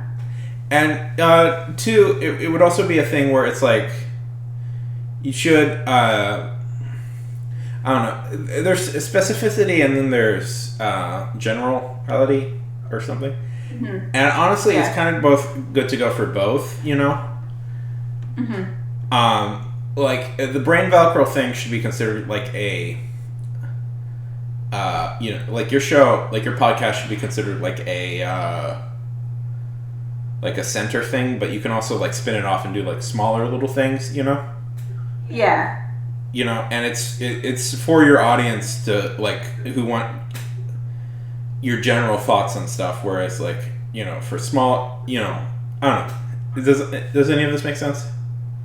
I guess so. Yeah. Like, in a way, it is just me and my thoughts on different things that I enjoy consuming as a fan. Yeah. But then also like I try to make it a little bit like, and then as a writer, somebody who's trying to like kind of hone my craft a little bit better. Yeah. Like, this is what I'm picking up on, like, character stuff. And like, not like I'm trying to like shoehorn a lot of like writer craft or shop talk into it. Yeah. Because I also realize that if I do get a wider audience, they're not all gonna be writers, Yeah. Like, but just making it a little more substantial than just, I'm this random person on the internet and here are my thoughts on Attack on Titan or something. Well, the thing about that funk is like you will develop a following for that. Like how many people have like how many people downloads do you have so far? Almost 60. Awesome. And is our episode is my episode the highest? I'll admit, I think it's maybe second. Ah, nice. And it stinks. Wait, hold on. I'm gonna pull up the stats again. I wanted to be first. No, but what was I gonna say? The day I'll say this: the day of when I released the Severance episode on the 18th was the highest day of downloads. Nice. I think it had the most. It had the most like social media like publicity behind it. The most promotion behind it. Yeah, I linked it under my little the little review I did of Severance a long time back. Yeah, I saw that. I was like, oh, sweet. Yeah, and that has up right now 4,000 views. So yeah, I know it's definitely making the rounds. Like, I'll check up on like any tweets that I put out regarding it and see like, okay, what's the reach on that? Yeah, and it's up there. It's just That's good. It's good. I enjoy doing Brain Milk Crow. I don't see myself stopping or changing it up too much, but yeah. Let's see. And thank you to the one other person who subscribed. It's no longer just my mom and Bigfoot. I have one more. Would it be my mom? It could be. It could very possibly be your mom. Because I know she listened. I'm curious if it's still like if I'm still the first. I'm not the first link anymore because I was popping up initially. Darn it. That's all good, man. Oh, it is. It is the highest. Wait, no. Did that go in order? Okay, I have to like look and be like, what's the best performing? Well, it's a YouTube short, which is helpful, Yeah. I have a YouTube and I've just been posting like my VODs. Yeah. Or like highlights. But maybe I should have like little shorts or something. Well, you do pretty fun little stuff on TikTok. You could just upload that to YouTube as well. I'm a little more comfortable on TikTok, to be honest. I don't know why I have like these weird comfort zones with social media. Oh, I re-upload my TikToks to YouTube all the time. And Kelly, that's kind of what YouTube is. It's just like, this is on Twitch or this is on TikTok, and I'm just re-uploading. And Kelly, that's not a bad idea at all for your thing. I just wanted to show people this. Look how terrible this title card is of me. And this is like one of my most popular things I've ever done. And it's like the single worst title card ever. I'll admit they probably see it and go, ooh, and maybe have like an initial cringe, but then they read the title and they go, oh, yeah. And they click on it. I hate it so much. I wouldn't be surprised. I hate it so much though. It looks so terrible. Like, I look so much better in literally all these other ones, but this one. Oh, it's so embarrassing. You have your face in that title card, and then you have all the like, what is it? Like the characters, the face snapping characters, and it's kind of like you just blend in. Yeah. with the characters. Oh, it's another one of these sing-along things. From Desire. By the way, that is one of the most popular things I've ever done. You want to see what I had a big hit on YouTube just recently. You want to see it? Yeah, what is it? Okay, look at this. Oh, the turning red one. Nothing happening, and now I have to go to Iraq. That's right. I'm no longer Canadian. I believe in America now. Successfully fixed I'm here turning to red save with the more great 9/11 references. Nothing happening. Yeah. There is this guy on YouTube. He's kind of, I don't want to kick him while he's down, but he's kind of I've never liked his stuff, but he put out this review of Turning Red, where he's like, yeah, I don't understand. This movie takes place in the 2000s, but they never mention 9/11. I don't get it. And it's like, why do you think a kids movie doesn't mention 9/11? Maybe. Like, maybe because a lot of these kids weren't born yet. Yeah, what do you think? What would be the possible? Or during 9/11, I hadn't been born at 9/11, or. Well, it takes place in the 2000s, so. True. Yeah. True. So it's okay, not. I will admit something. I have not yet seen Turning Red. I haven't either, even though. Okay. I didn't know it took place in the 2000s. Yeah. I should watch it now because it's my generation, right? It's our generation. New episode. You should choose your own adventure thing on Kofi. You know what? Okay. I'm gonna Callie, share a little bit of a secret right here. I considered, not that long ago, of writing a very funny / maybe scary choose your own adventure game, or not game, like story. Yeah. For a friend of mine for their birthday. Oh, that's And now I sit here and I go, I don't know if that's gonna happen. And I'm also entirely too scared to write a story for somebody for their birthday, just that one person, and then they'll be like, oh, thanks, this sucks. But if it were as a choose your own adventure, maybe could be fun. Have you I mean, I have you ever thought about making a web serial? I mean, I kind of do it already on Storyfire, but not like, that's like very within the Storyfire, like, social media community. Other than that, I don't know. Yeah. I was gonna show you my web serial if you ever want to read it. Is that what you had up before? Yeah. Yeah, Camelot magazine. Yeah, I had a bunch of stuff on Camelot, but I had 3 web serials I was publishing. You know. Oh, nice! Wow. None of them seemed that popular, so I kind of lost desire. Okay, you know what I need to do is I remember clicking on this. You put the link in there. Yeah. I remember clicking on this during one of your previous streams and subscribing, realizing that you probably don't even post on it anymore, but with the intention of going back and reading. And I mean, feel free to, but you know, I feel I'm of an improved writer then, and it got one really bad review, and it made me really sad. So it was during that one you were talking about the one review that was like, just put a bad taste in your mouth, and you just like, we're like, nah, I'm done. Yeah. And people are, I don't know if people think that's a little petty that I just quit after one bad review, and I'm like, I don't care. It didn't make it fun. It made it not fun anymore. So. Yeah. No, I was just thinking it didn't put a bad taste in my mouth. It just made me more curious. Like, I mean, I think it's an issue where I think I have decent dialogue, but I'm so excited to get to like that part. I kind of skimp on like a lot of setup and stuff, you know. Okay, interesting. Do you write a lot of stuff And do you kind of hold yourself back from getting to, okay, let me simplify. Do you write in chronological order when you start a project? Not really, but I've been trying to do that more. You know, I always just try and, you know, my theory is it's better to just write with ideas that you have, you know?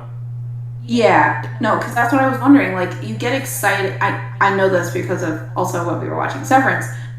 You like the twist or like the big reveal. Like, you're so excited about that. Like, do you ever just like, you know, I want to write that thing today, or I want to write a version of that thing today. Or just quick draft of the part that makes me the most excited. Yeah.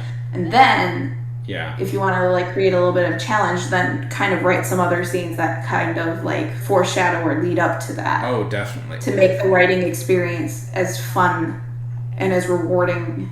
Oh, let me tell you, when when Severance was on, I spent the whole time going like, I just want to write Severance. You know, it's like that's what I was most excited for. You know, and I'll admit. Yeah. Watching certain things, like if I kind of like, okay, we talked about, and I was gonna mention this yesterday, and then you got tired, and I was like, oh, I'll just wait some other time.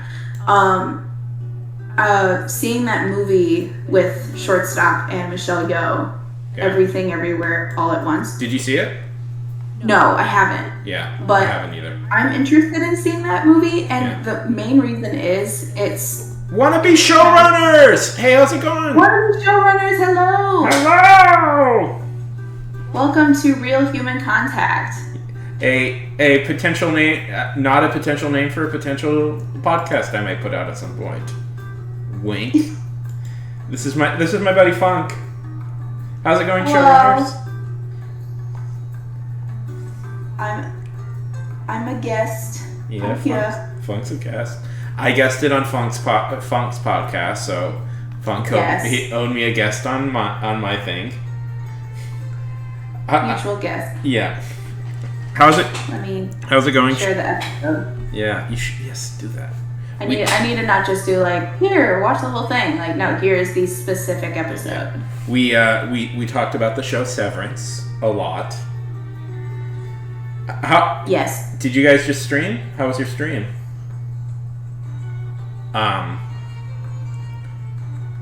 And have you seen Severance? What were you saying, Funk? You haven't seen Severance yet? What was I saying? It was about the writing like process and like getting a lot of enjoyment out of it. Yeah. No, it's just like we were talking about. It's like we had just watched Severance, and like I was like, it made me not like my other work because I was like, oh, I want to write this. Yeah. Oh, I was talking about the movie. Yeah. The movie I want to see. I'm like at this point now where it's a little bit like, okay, here's this movie, or here's this show, or here's this comic, and it's kind of could touch on some similar topics that I'm either trying to write or I'm like workshopping the idea. Yeah. And then I go, if I watch this and I either one, really hate it, or really two, really enjoy it, is it going to ruin the experience of this idea? Yeah. And my perception of it? Or am, like, in the case of Severance, you really like Severance, it's like, well, now I just want to write Severance. Like I know. I'm almost afraid to get too into something. Yeah. What do you think, what do you think, Wannabe? How's your thing going, by the way? Wannabe Showrunners is another streamer. They're a team, and they're writing you guys write a pilot almost every stream. Oh, nice. Yeah.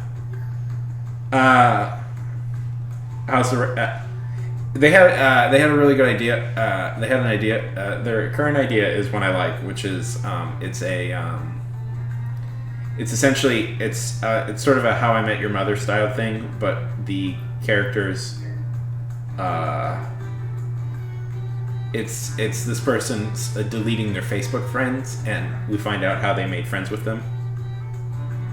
Oh, That's it's a good idea. Yeah, I like that. Yeah. But yes, you must see Severance. We must have long discussions of the television show Severance. Yes, you could listen to the first maybe 15 to 20 minutes of that of that episode, and then you'd probably need to stop because then we just talk about everything. Yeah. Yes, I do recommend the show Severance. Yeah. I was able to watch it with a 7-day free trial. Yeah. Completely free. Yes. Did you get a chance to see Ted Lasso? No, I haven't. That's a good one too. What was the one? I'll admit, I have been working real hard on my writing. I have been working hard at other things, job-wise, to the point where I think the only TV show episodes I've watched in since we finished Severance, has probably been 2 episodes of Spy Family. And perhaps that's it. I don't know. I can't actually remember watching any other TV. You know what's funny is we were talking about Spy Family online, and I have a suspicion because suddenly it's been advertised to me a bunch. Yeah. Okay. And here's another thing. Yeah. There's a controversy on TikTok about it. Somebody's trying to get it canceled, and I've just been scratching my head about that. What? How? Why? Why is this show is already new? Yeah. People have already started enjoying it. It doesn't need extra publicity around a scandal or trying to get it canceled or whatever. And then people are like, this person's trying to get it canceled, and now everybody's like, what? Okay. Wait, should we not be watching this? Should we not be enjoying this? I'm like, I don't know. It's I don't know. I'm always like, ugh, that stuff is so exhausting. But yeah, Severance is good. Severance is so good. Yeah, I want to write a show like it so badly. It's all I think. It's I've been thinking about for months. Is how. Have you guys ever played the Stanley Parable? By the way, I was thinking recently because they just announced the expansion to the Stanley Parable is happening, and I was thinking how Stanley Parable and Severance are very similar in reality. Yeah. Or no, they touch on a lot of the same, it's not just the same, kind of setting, but it's the same, suspenseful. Yeah. And full of... Yeah, surreal. Surreal's a good. Full of, dark comedy and stuff. Yeah. God, I want to watch. Anyways, I'm very excited for that expansion to come out. Hi, Ty! How's it going? Did you guys just stream? Did I miss you guys' stream?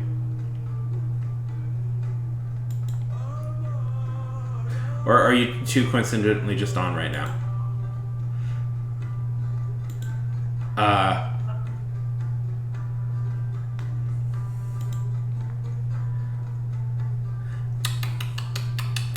Slackers.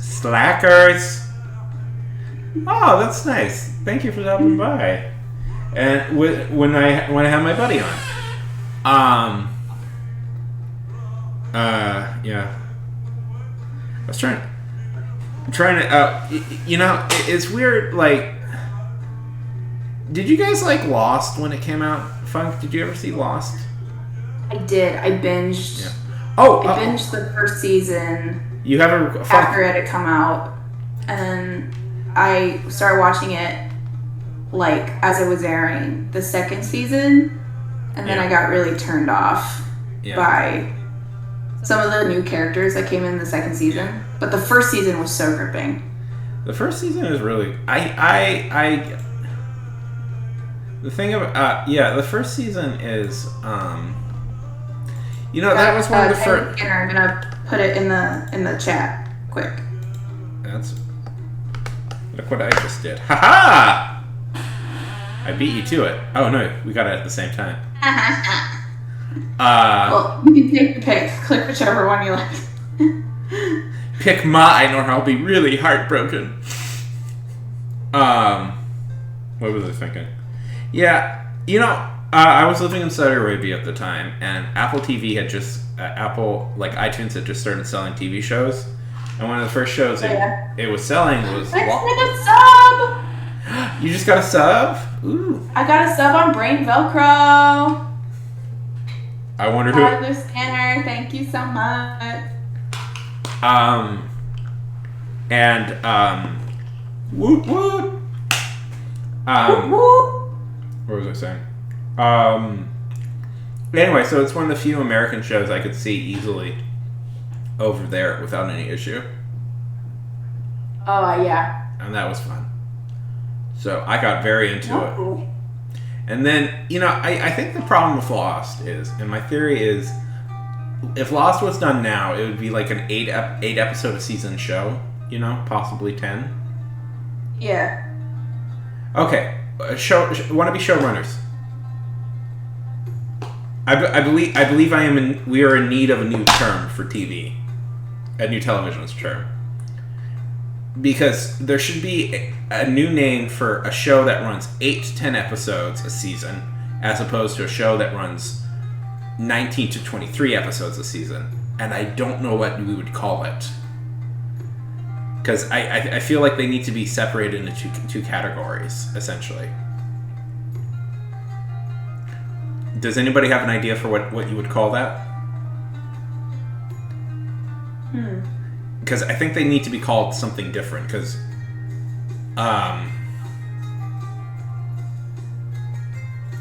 like network runner, network length to cable length, maybe. Maybe. That's kind of a boring term. You know what? I just found out. You know what I found out a few days ago? What the term for... Okay, so there's indie productions and then there's blockbuster productions. But do you know what the term is for like mid-budget productions? Do you know what it's called? I just found this out. In-betweeners. Or tweeners. Tweeners. They're called tweeners. Tweeners. Yeah. Because I was reading an interview with Nicolas Cage and he called them tweeners. And I didn't realize that was a term. You know what that makes me think? When you say something like tweeners, it's because you've said in-betweeners so many times you got sick of saying the full word. Are you sure that he wasn't referring to mid-budget films? Ty, is your dad secretly a producer of mid-budget Hollywood films? Oh yeah, definitely, Things that aren't drumsticks. It's a... Give me a prompt along with up to 6 major plot-changing choices, and I'll write 250 of flash fiction. Oh. Let's see. I don't know. Let's see. Magical realism bot.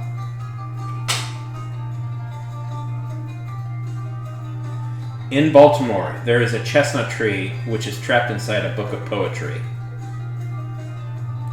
A ziggurat dresses up as a I don't know this word.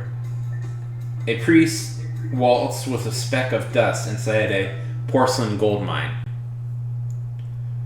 You are standing in a silver medal. Nearby, a princess is ringing a bell. So, have you got? Did you guys, by the way, see the new expansion pack that's coming out for Crusader Kings?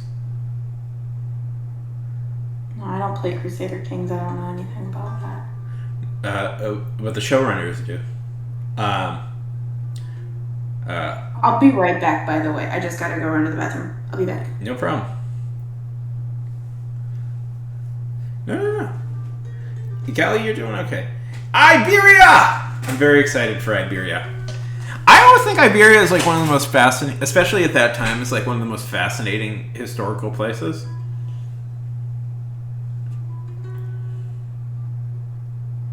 I've done it a few times. It's interesting. We were talking about nicknames you can get. I know a few that people don't seem to know. And if you unite all the Spanish crowns into one, you get to be... Your character is called the mother / the father of Spain.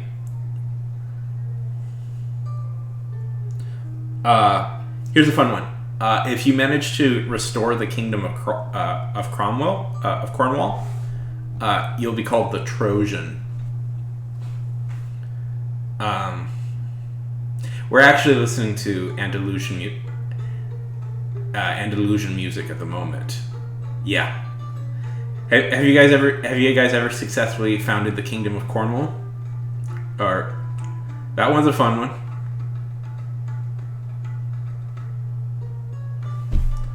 Turn the corner. I beat back the British.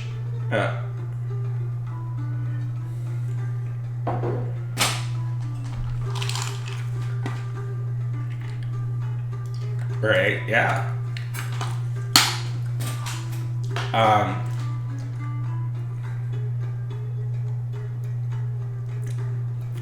I believe each player on the each culture in the UK gets an achievement if you successfully expel the British.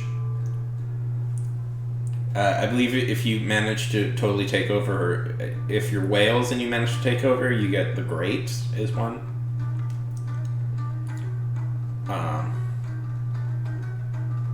Yeah.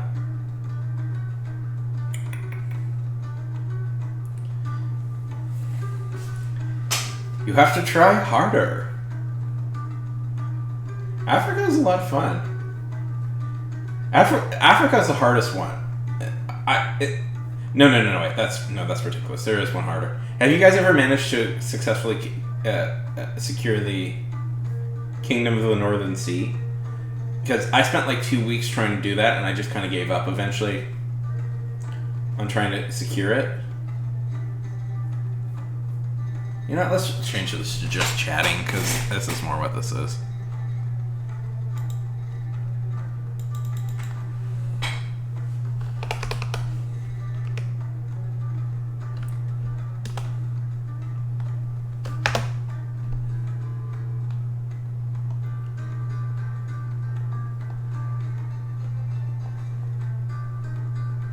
Where are we? There we go.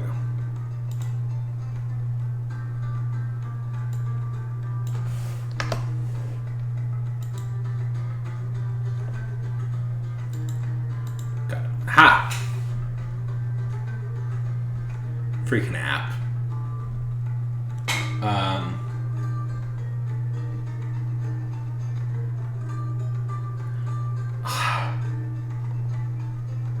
I've been struggling with that. I've been stuck on that one for trying to pull that one off for so long.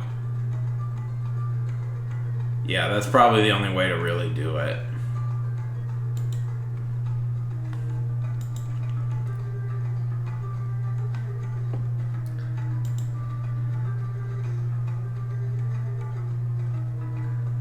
Wonderful, wonderful. Me, I always what was... I mean, I always like it when I just make myself a pope.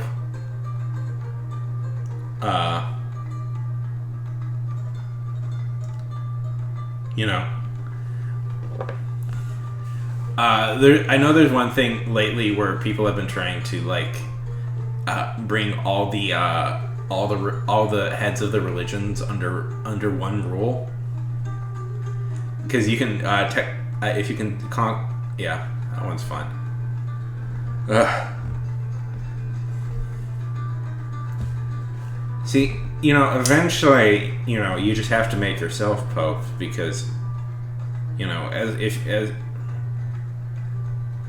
taking it over totally just turns yourself into the great leader of, who's the best qualification for God? Some random dude or you, the Pope?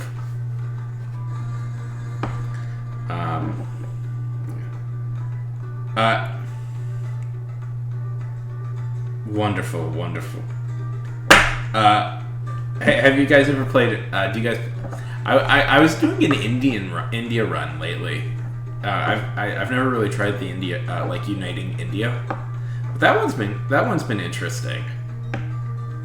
Of course, my favorite run of all time. I'm sure I've talked about this before. Was I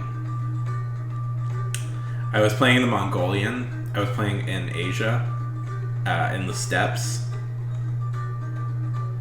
and I was playing a minor, just a real minor place, and a big kingdom raided my place and kidnapped my wife, and then he killed her.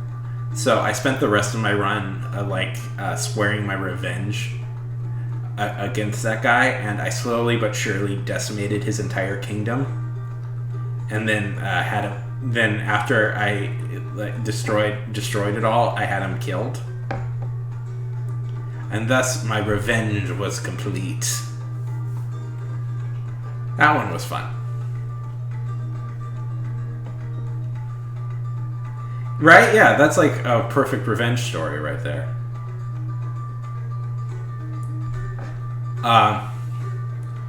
Truthfully, I've been... but then I just played the Vikings again, and kind of bored with that. But, man, I mean, truth be told, like, Iberia is something I'm so fascinated by just in real life, you know? Like, that whole era. That I'm really excited. I'm really excited for this expansion. I like it. Part of the reasons like I like Crusader Kings is because it can create like stories like that. I really like it when games like have instead of like just through gameplay alone creates a whole storyline. You know? Emergent storytelling. Yep, that's the word I was looking for. Couldn't quite remember it. That's the fun one.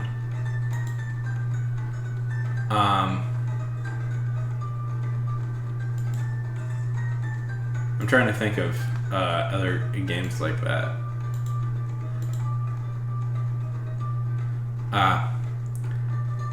Besides strategy games, what do you get?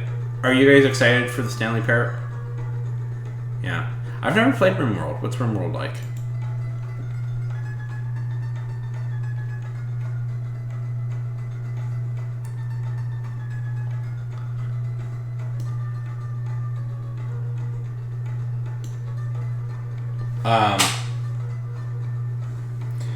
I know Dwarf Fortress. I find Dwarf Fortress just impenetrable. Like, I love the idea of Dwarf Fortress. I can never, like, it's just impenetrable to me.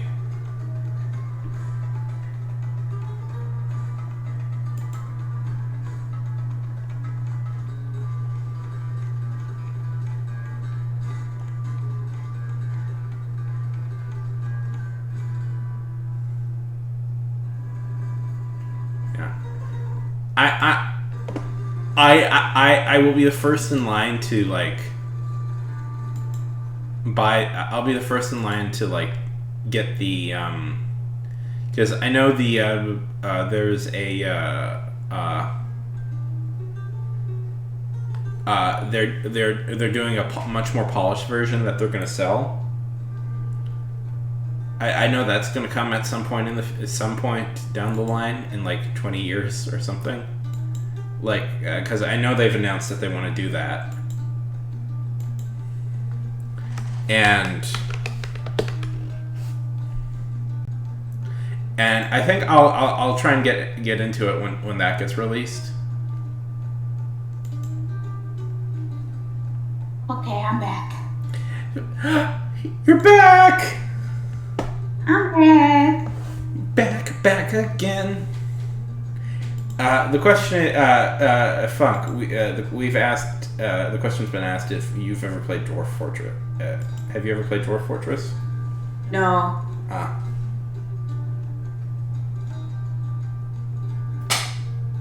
No, I have not. Dwarf Fortress is a madness simulator that is seemingly impossible.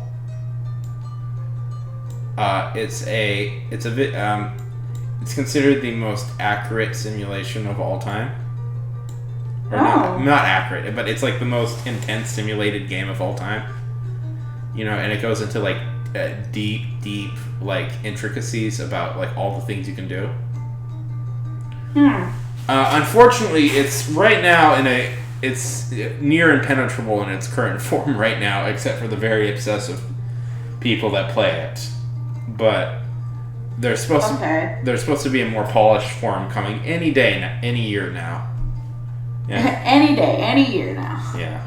Right. Well, it's just two guys who are working on it, so you have to. Oh yeah. You have to give them like leeway of like, yeah, this is gonna take a while for them to do. Okay. Riddle. Oh, I almost said it again. I say, riddle me this, and you go, hee. Okay, Batman. Or Riddler, whatever. Riddle me this, Batman.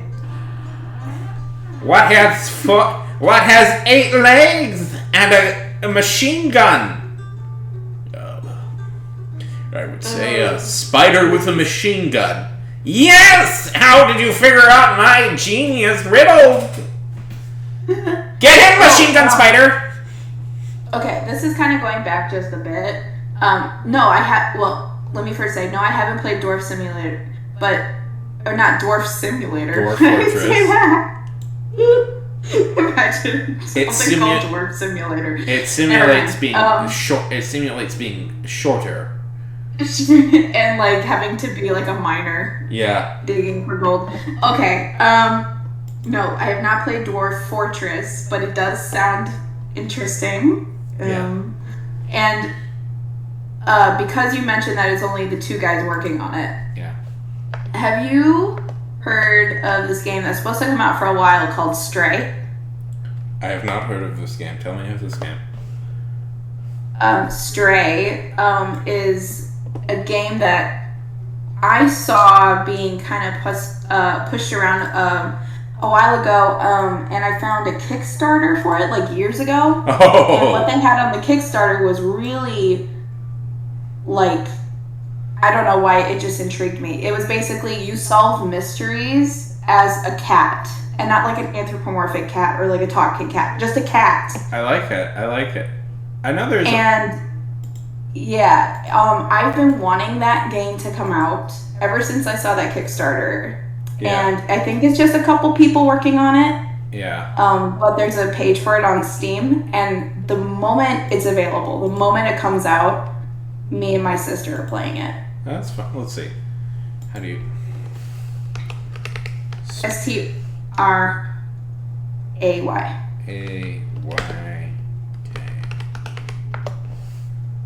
It's gotten much cooler since the little simulation thing that I saw, the little video that was on the Kickstarter, but yeah, that's it. I'm looking at it now. Coming 2022.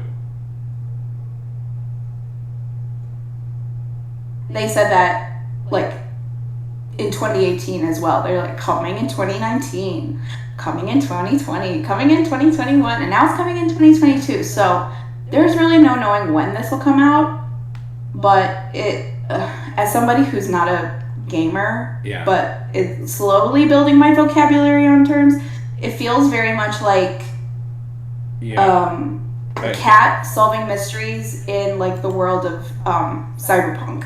That looks cool. Well, Wannabe has proposed a few names for my quandary about shows that only have 10 episodes a season as opposed to shows that have 20 episodes a season. Yeah. 10 spot, cinematic series, full series, macro series, miniseries.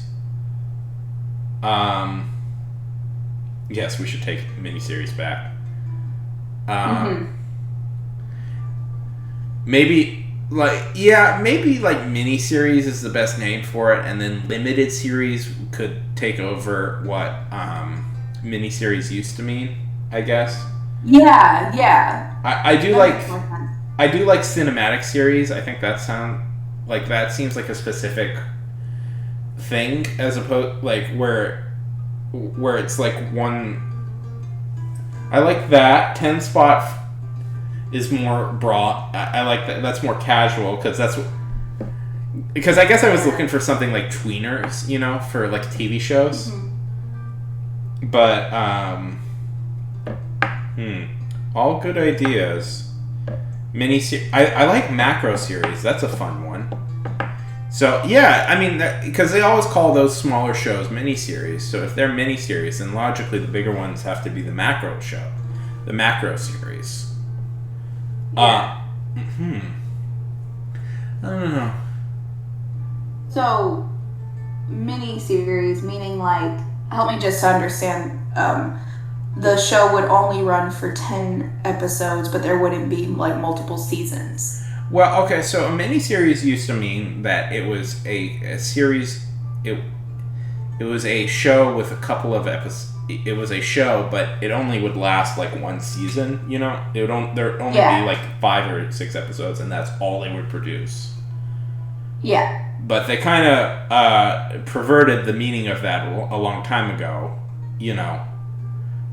Where it became kind of like shows with like limited amount of episodes, you know? Yeah. Okay. Like only 10 episodes, which I feel is not fair, you know, because that's a separate thing to create a show that only has like 10 episodes and that will be it forever, you know? Yeah.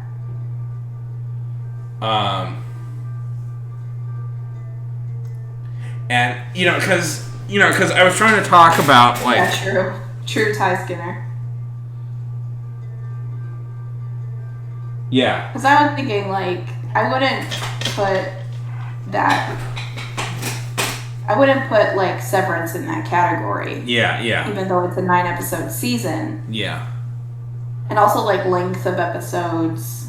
Yeah. Like, are we talking an hour? Are we talking... Exactly. 30 minutes, 45 minutes, like... I mean... There's so many things, I guess, that you have to take into account. I mean, Sherlock was essentially 3 movies every season, you know? Mm-hmm. Would that be a miniseries? No. And there's also a thing where I don't like to imply that, like, that's inherently lesser, you know? I would like terms to be, like... Because no matter what, miniseries sounds just smaller, you know, in scope, and that's not necessarily true.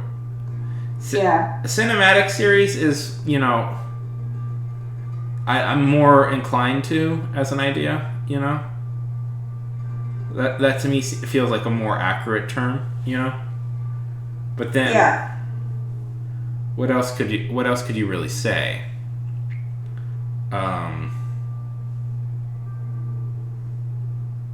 Yeah, Sherlock... Because, you know, it's essentially, you know... Because, like, Severance is also directed mainly by one guy, you know? As opposed to, like... Ben Stiller directed, like 70% of the episodes. Mm-hmm. Yeah. Exactly. And I mean, no, I'm not going to say my controversial opinion about it. Yeah, it's hobo shows. No. HBO, hobo. Hobo. It's not television, it's HBO. There is a good 30 Rock bit where it was like, where there was like a 30 Rock bit, and she's like, guys, come on, it's not HBO, it's just television. It's not just television. No. Do we just call, because HBO, if they pioneered it, the format, you might as well just call it a hobo? Yeah, or HBO, like, you know, if we want to use like video game terminology, you know? Yeah. You know, like how things are like, rogues-like, Mario-like, Souls-like, and stuff like that. Could call it an HBO-like, you know?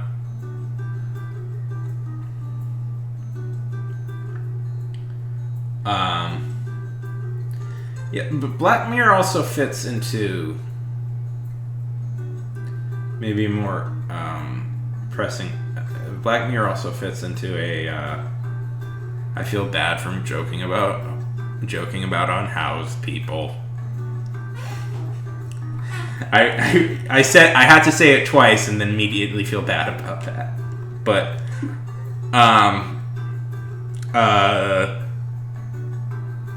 you know, what else could... Yeah, see, it's one of these weird things. It's where like new terminology I think needs to be invented, but I can't think of anything right now. And these are all, just so that I'm understanding, these are all just like market terminology. Yeah, but it's like I was trying to explain. All based on like length Yeah. of episodes. From my understanding, when something gets like greenlit, they give you a certain amount of like either episodes or a X amount of running time. Yeah. To get something done. Well, the thing is. So they're all length based. Yeah.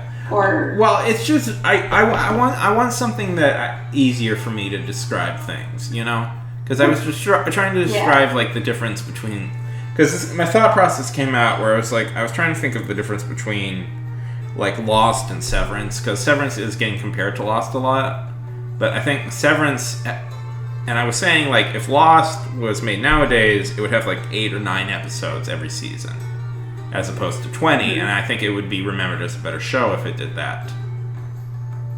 Yeah, I like the term limited series. That like just for some reason my brain latches onto that and makes me go, I know what you're talking about. Or how about you're talking about something like Severance, or you're talking about something like, or how about like I would compressed series? Calling Black Mirror like a limited series anthology.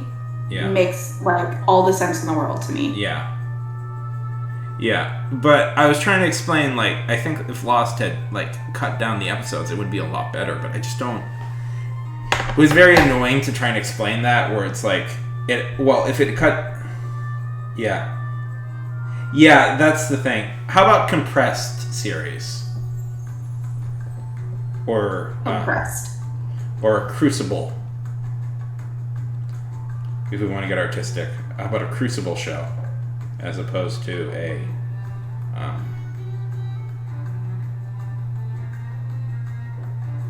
we could call it a Crucible, because that means it's like steel. In metalwork, that's like the real compressed steel thing is a Crucible, but or. I mean, you could also call it. You could also do where this inspiration comes from is you could call it English American. You know, because like the English always have like shorter shows like this, and that's I believe where we got the inspiration to start cutting all this stuff down. You know. Mm-hmm. So you could call it just like an English style or American style. People would get that, you know. It's just I don't think that it can be figured out today. It's just I want new terms. Dang it, new terms have to be a UK dozen. There we go.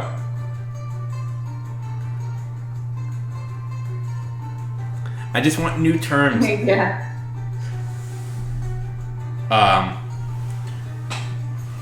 A Boris John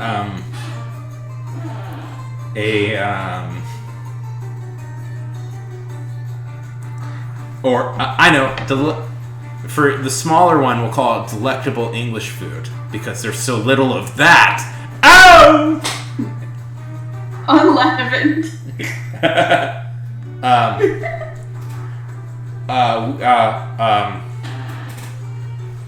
Have it be food based. Yeah. Short basketball.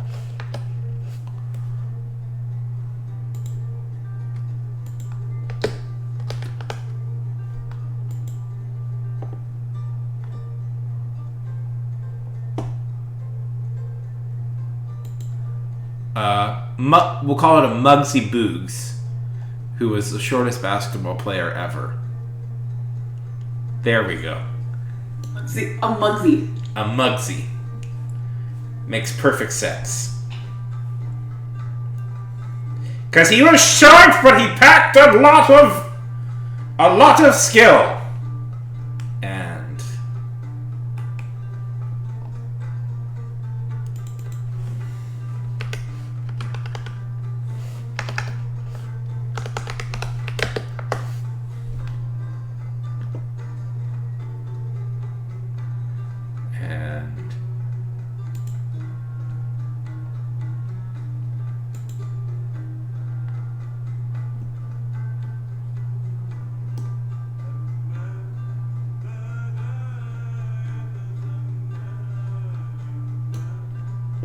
Samuel Alinocious.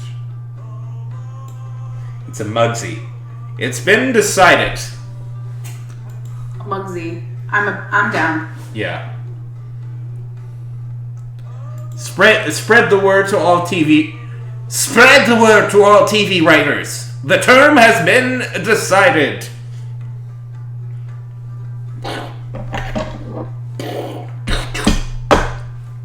Approved.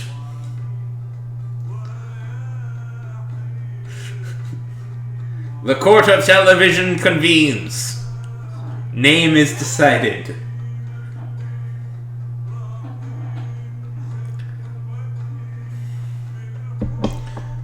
So Severance is definitely a Mugsy, and Lost would have benefited from being a Mugsy.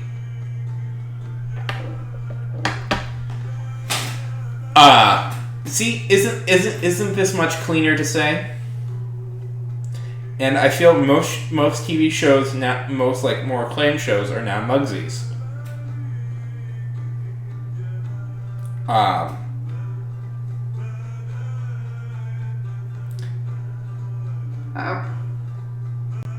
As opposed.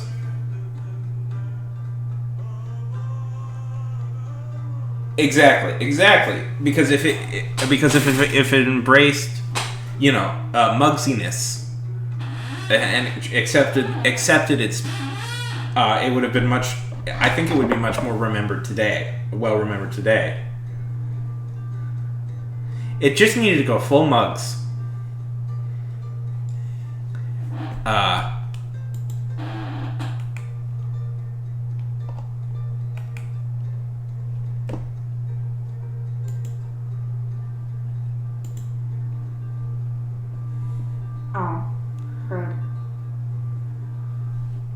Closed a window before I was ready to close it.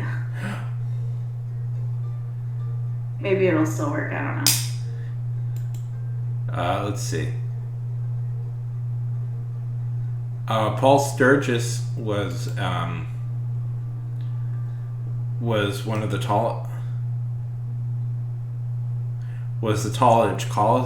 college basketball player.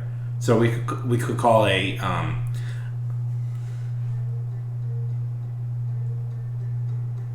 exactly.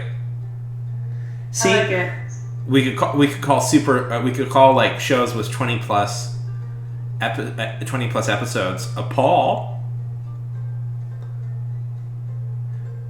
We could call or Sturgis. We could call that a Sturgis. A Sturgis. Yeah, exactly. And that was like the worst season, and that totally blew their mojo. But also they probably didn't have much to figure out, really. See, isn't this much easier now that we have a decided term? Okay. What about this one? And this is completely not basketball. This is American football. But shows that were really good, that went for years and years, but then kind of overstayed their welcome. Yeah. And got really, not so great. Yeah. Brett Favre. A total Favre. A Favre. A Farver. A Favre. A Favre. So we figured it out. A show that's like 10 or 8 to 10 episodes is a Mugsy. A show that's about 19 to 23 episodes is a Sturgis, and a show that's overstayed its welcome is a Farver. It's the Is Dexter a Brady? I like it. Yeah, actually. My God, Dexter. It's all fitting. It's all making sense now. It's all made sense.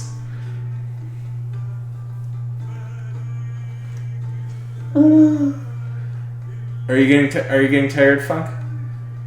I'm okay for a while. Okay.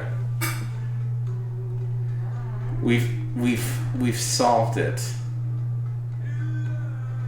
True, that might be the difficult thing. And I also did have to look it all up to learn the names.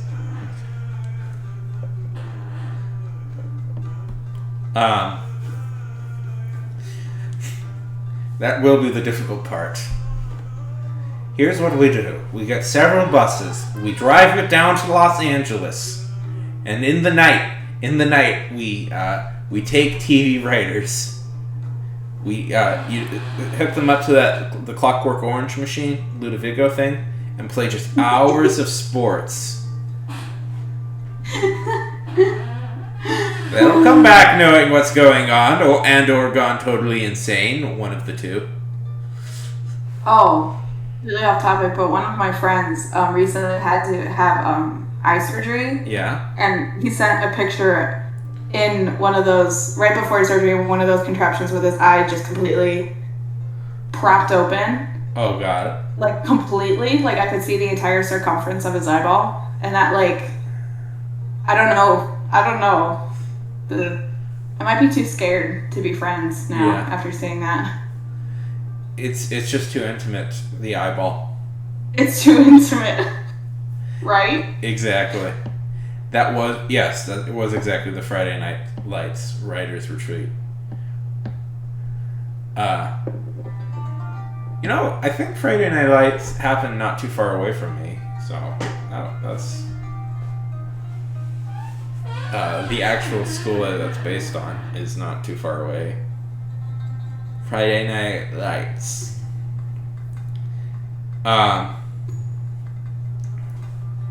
Who had I've actually never seen that show. That's one of those shows I've never seen.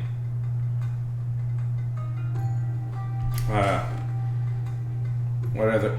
Let's see. What is everybody's like cultural blind spot? What if you what big important thing everybody's seen that you haven't seen? Dude, mine is huge. Yeah.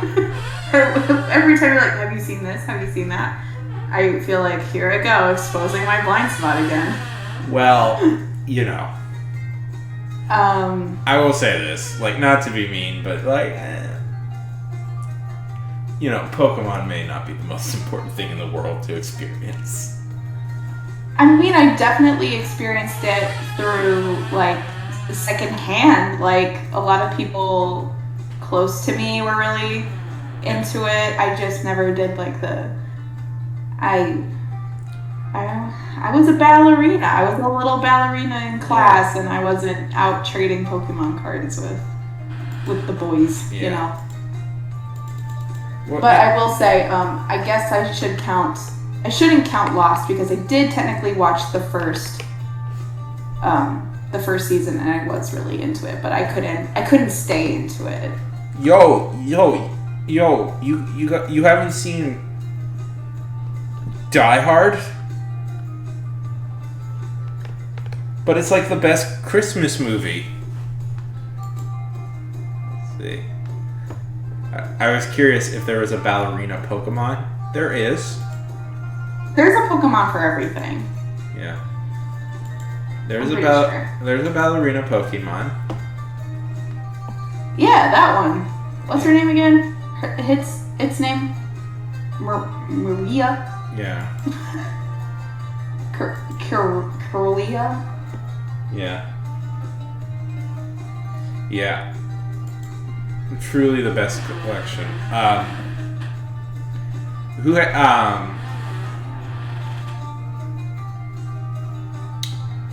Yeah. Oh. Just because. Okay, I'm sorry, I'm just reading this. Curlia seems to be based on a young feminine ballet dancer with the concept of empathy. I can tell you, point blank, not all ballerinas, a great majority even, have empathy. Very little empathy for especially their peers. Yeah. The white frills surrounding the body resemble a tutu, and its thin, pointed legs will make it appear as if it's standing on point and wearing green tights.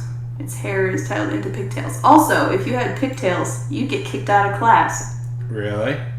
No, you're not supposed to have your hair like that. Yeah. And scrunchies too. Oof. Got away with that. Got away with the scrunchies. Yeah. It is a cute design, though, I have to say. Yeah, it's pretty. Yeah. It battles you with empathy. Yeah. That's the other thing. I never quite understood how they could all have attacks. And some of them are like, but that's not an attack, is it? Well, Pokemon is kind of a crazy concept because in the end you go like in any real world context, like this would not be okay of a thing, you know? Yeah. Oh, okay, so here's a fun thought experiment. You know they have revealed what Pikachu's nickname is, right? Yes. Did I ever tell you it?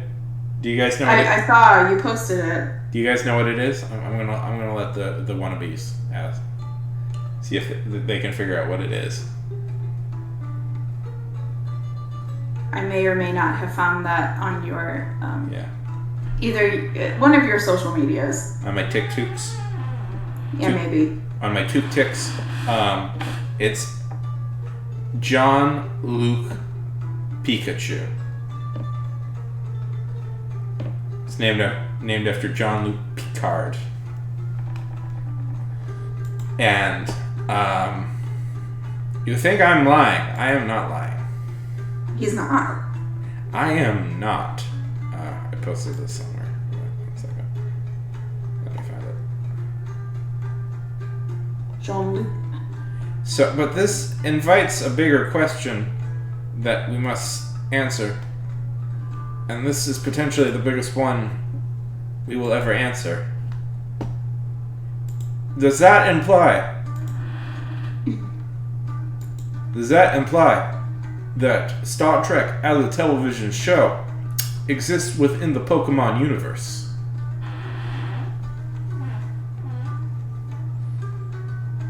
True, but also, could there be, because of the Star Trek reference, could there also be some merit in the theory that Ash Ketchum is, you know, that dark childhood ruined theory of Yeah. Ash Ketchum It's just crazy. actually just dreaming everything. Yeah. And in the real world, where Star Trek is a TV show, Yeah. That could be one he too. would have that context. Yeah. I had there was a video game reviewer who he was talking about Pokemon, and he says he likes to theorize that all the kids who are into Pokemon are part of a secret government experiment that places computer chips in people's brains to make them think that they're battling Pokemon when they're just like homeless people, like battling with rats, throwing rats at each other. I'm sorry. After watching Severance, my mind goes 100 different directions. Not to spoil it. I'm not spoiling the show, but Well, Ty, out of just fighting rats as homeless people, you think that they could come up with other important things that they could I mean, be battling in real life. Ty, well, you know, my philosophy is, in the end, I guess what I want out of this is, I want a comic. I want somebody to create a piece of art or like an edit where instead of Ash doing the whole in the opening, it's Patrick Stewart. You know? Yeah. In the Pokemon opening, I want to be the very best.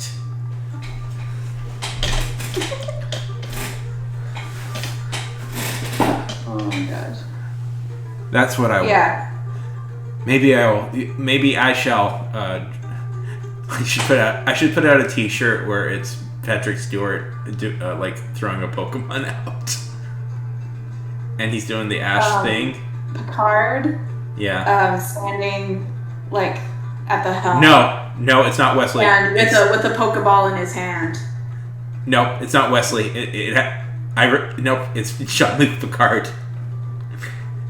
It has to be him because it's much funnier to imagine. In my head, it's much funnier to imagine him doing it.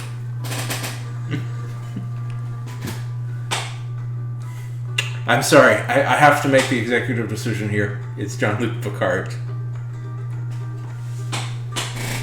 I'm tired. Anyways, what do you say? What did you say? Me? Yeah, sorry, I interrupted you. Oh, no.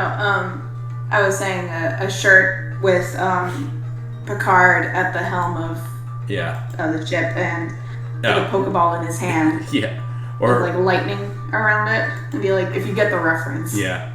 Or what if, it was the Star Trek... What if it was like Star Trek crew, but instead of humans, it was Pokemon? Yeah! Ooh, let's assign Pokemon to the crew. Okay.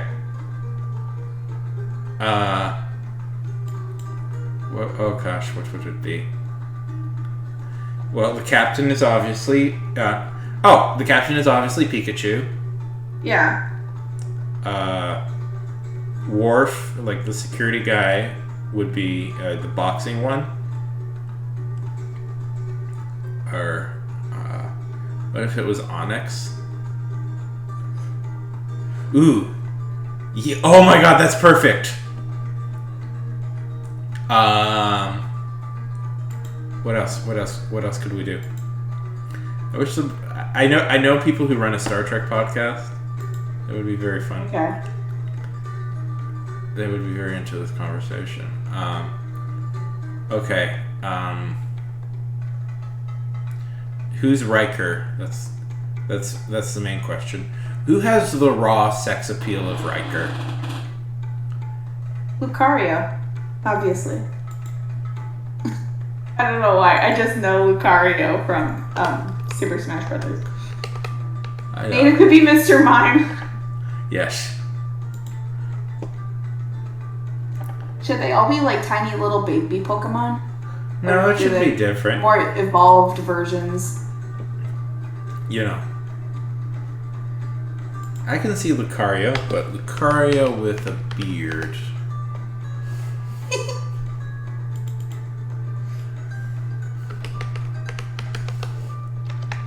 How do you spell beard?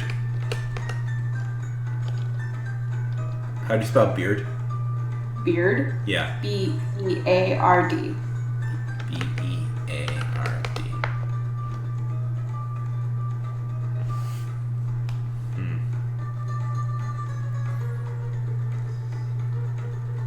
Damn it!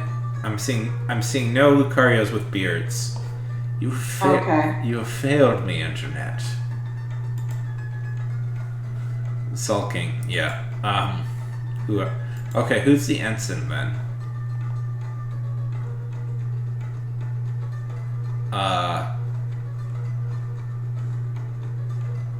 There's I was just looking at Pokemon with beards. There's Arcanine or Arcanine. There's one with Garchomp. Let's see. No. Because Riker famously gets a beard, and that's when the show gets good. Mm-hmm.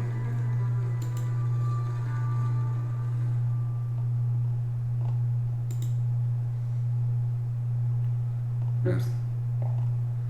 I'm seeing, but you're right. Luco has the best has the best look.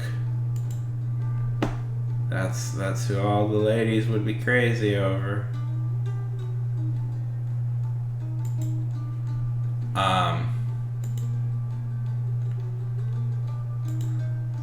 And in the end, we gotta give it up for the ladies, right?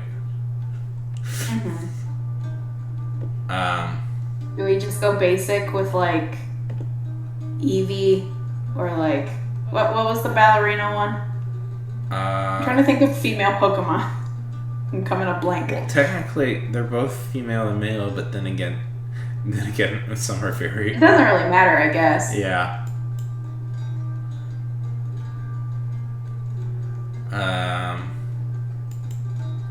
What else could we?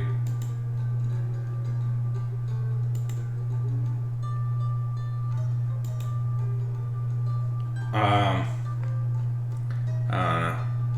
Pokemon, Star Trek.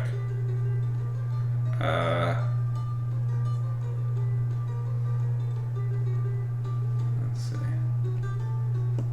Who has you know, it's funny. I haven't seen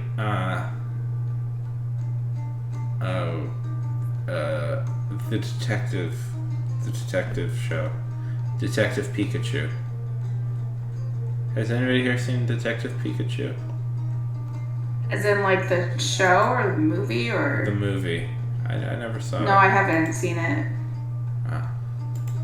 Starring Ryan Gosling.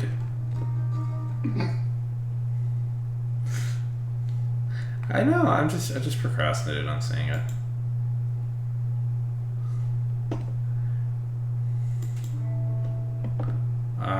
Yeah. What? Funk, I think you're getting tired, and I'm getting pretty tired. No. You just brought up Ryan Gosling. I get it. Yeah. Guys, I think I'm getting pretty tired. I think I kind of want to call it here. For real? Yes, please. I'm sorry. No, it's okay. No, we went for a long time. Yeah, 2.5 hours.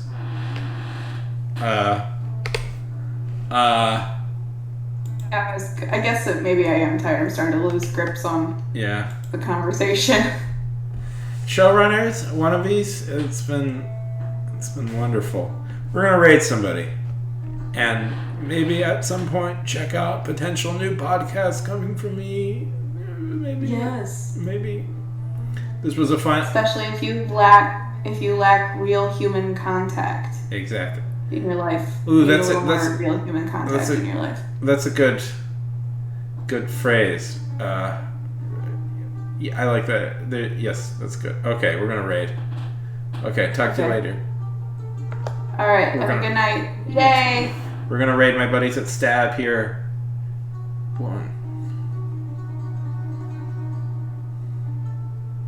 This was fun. 1 second, we're still on, and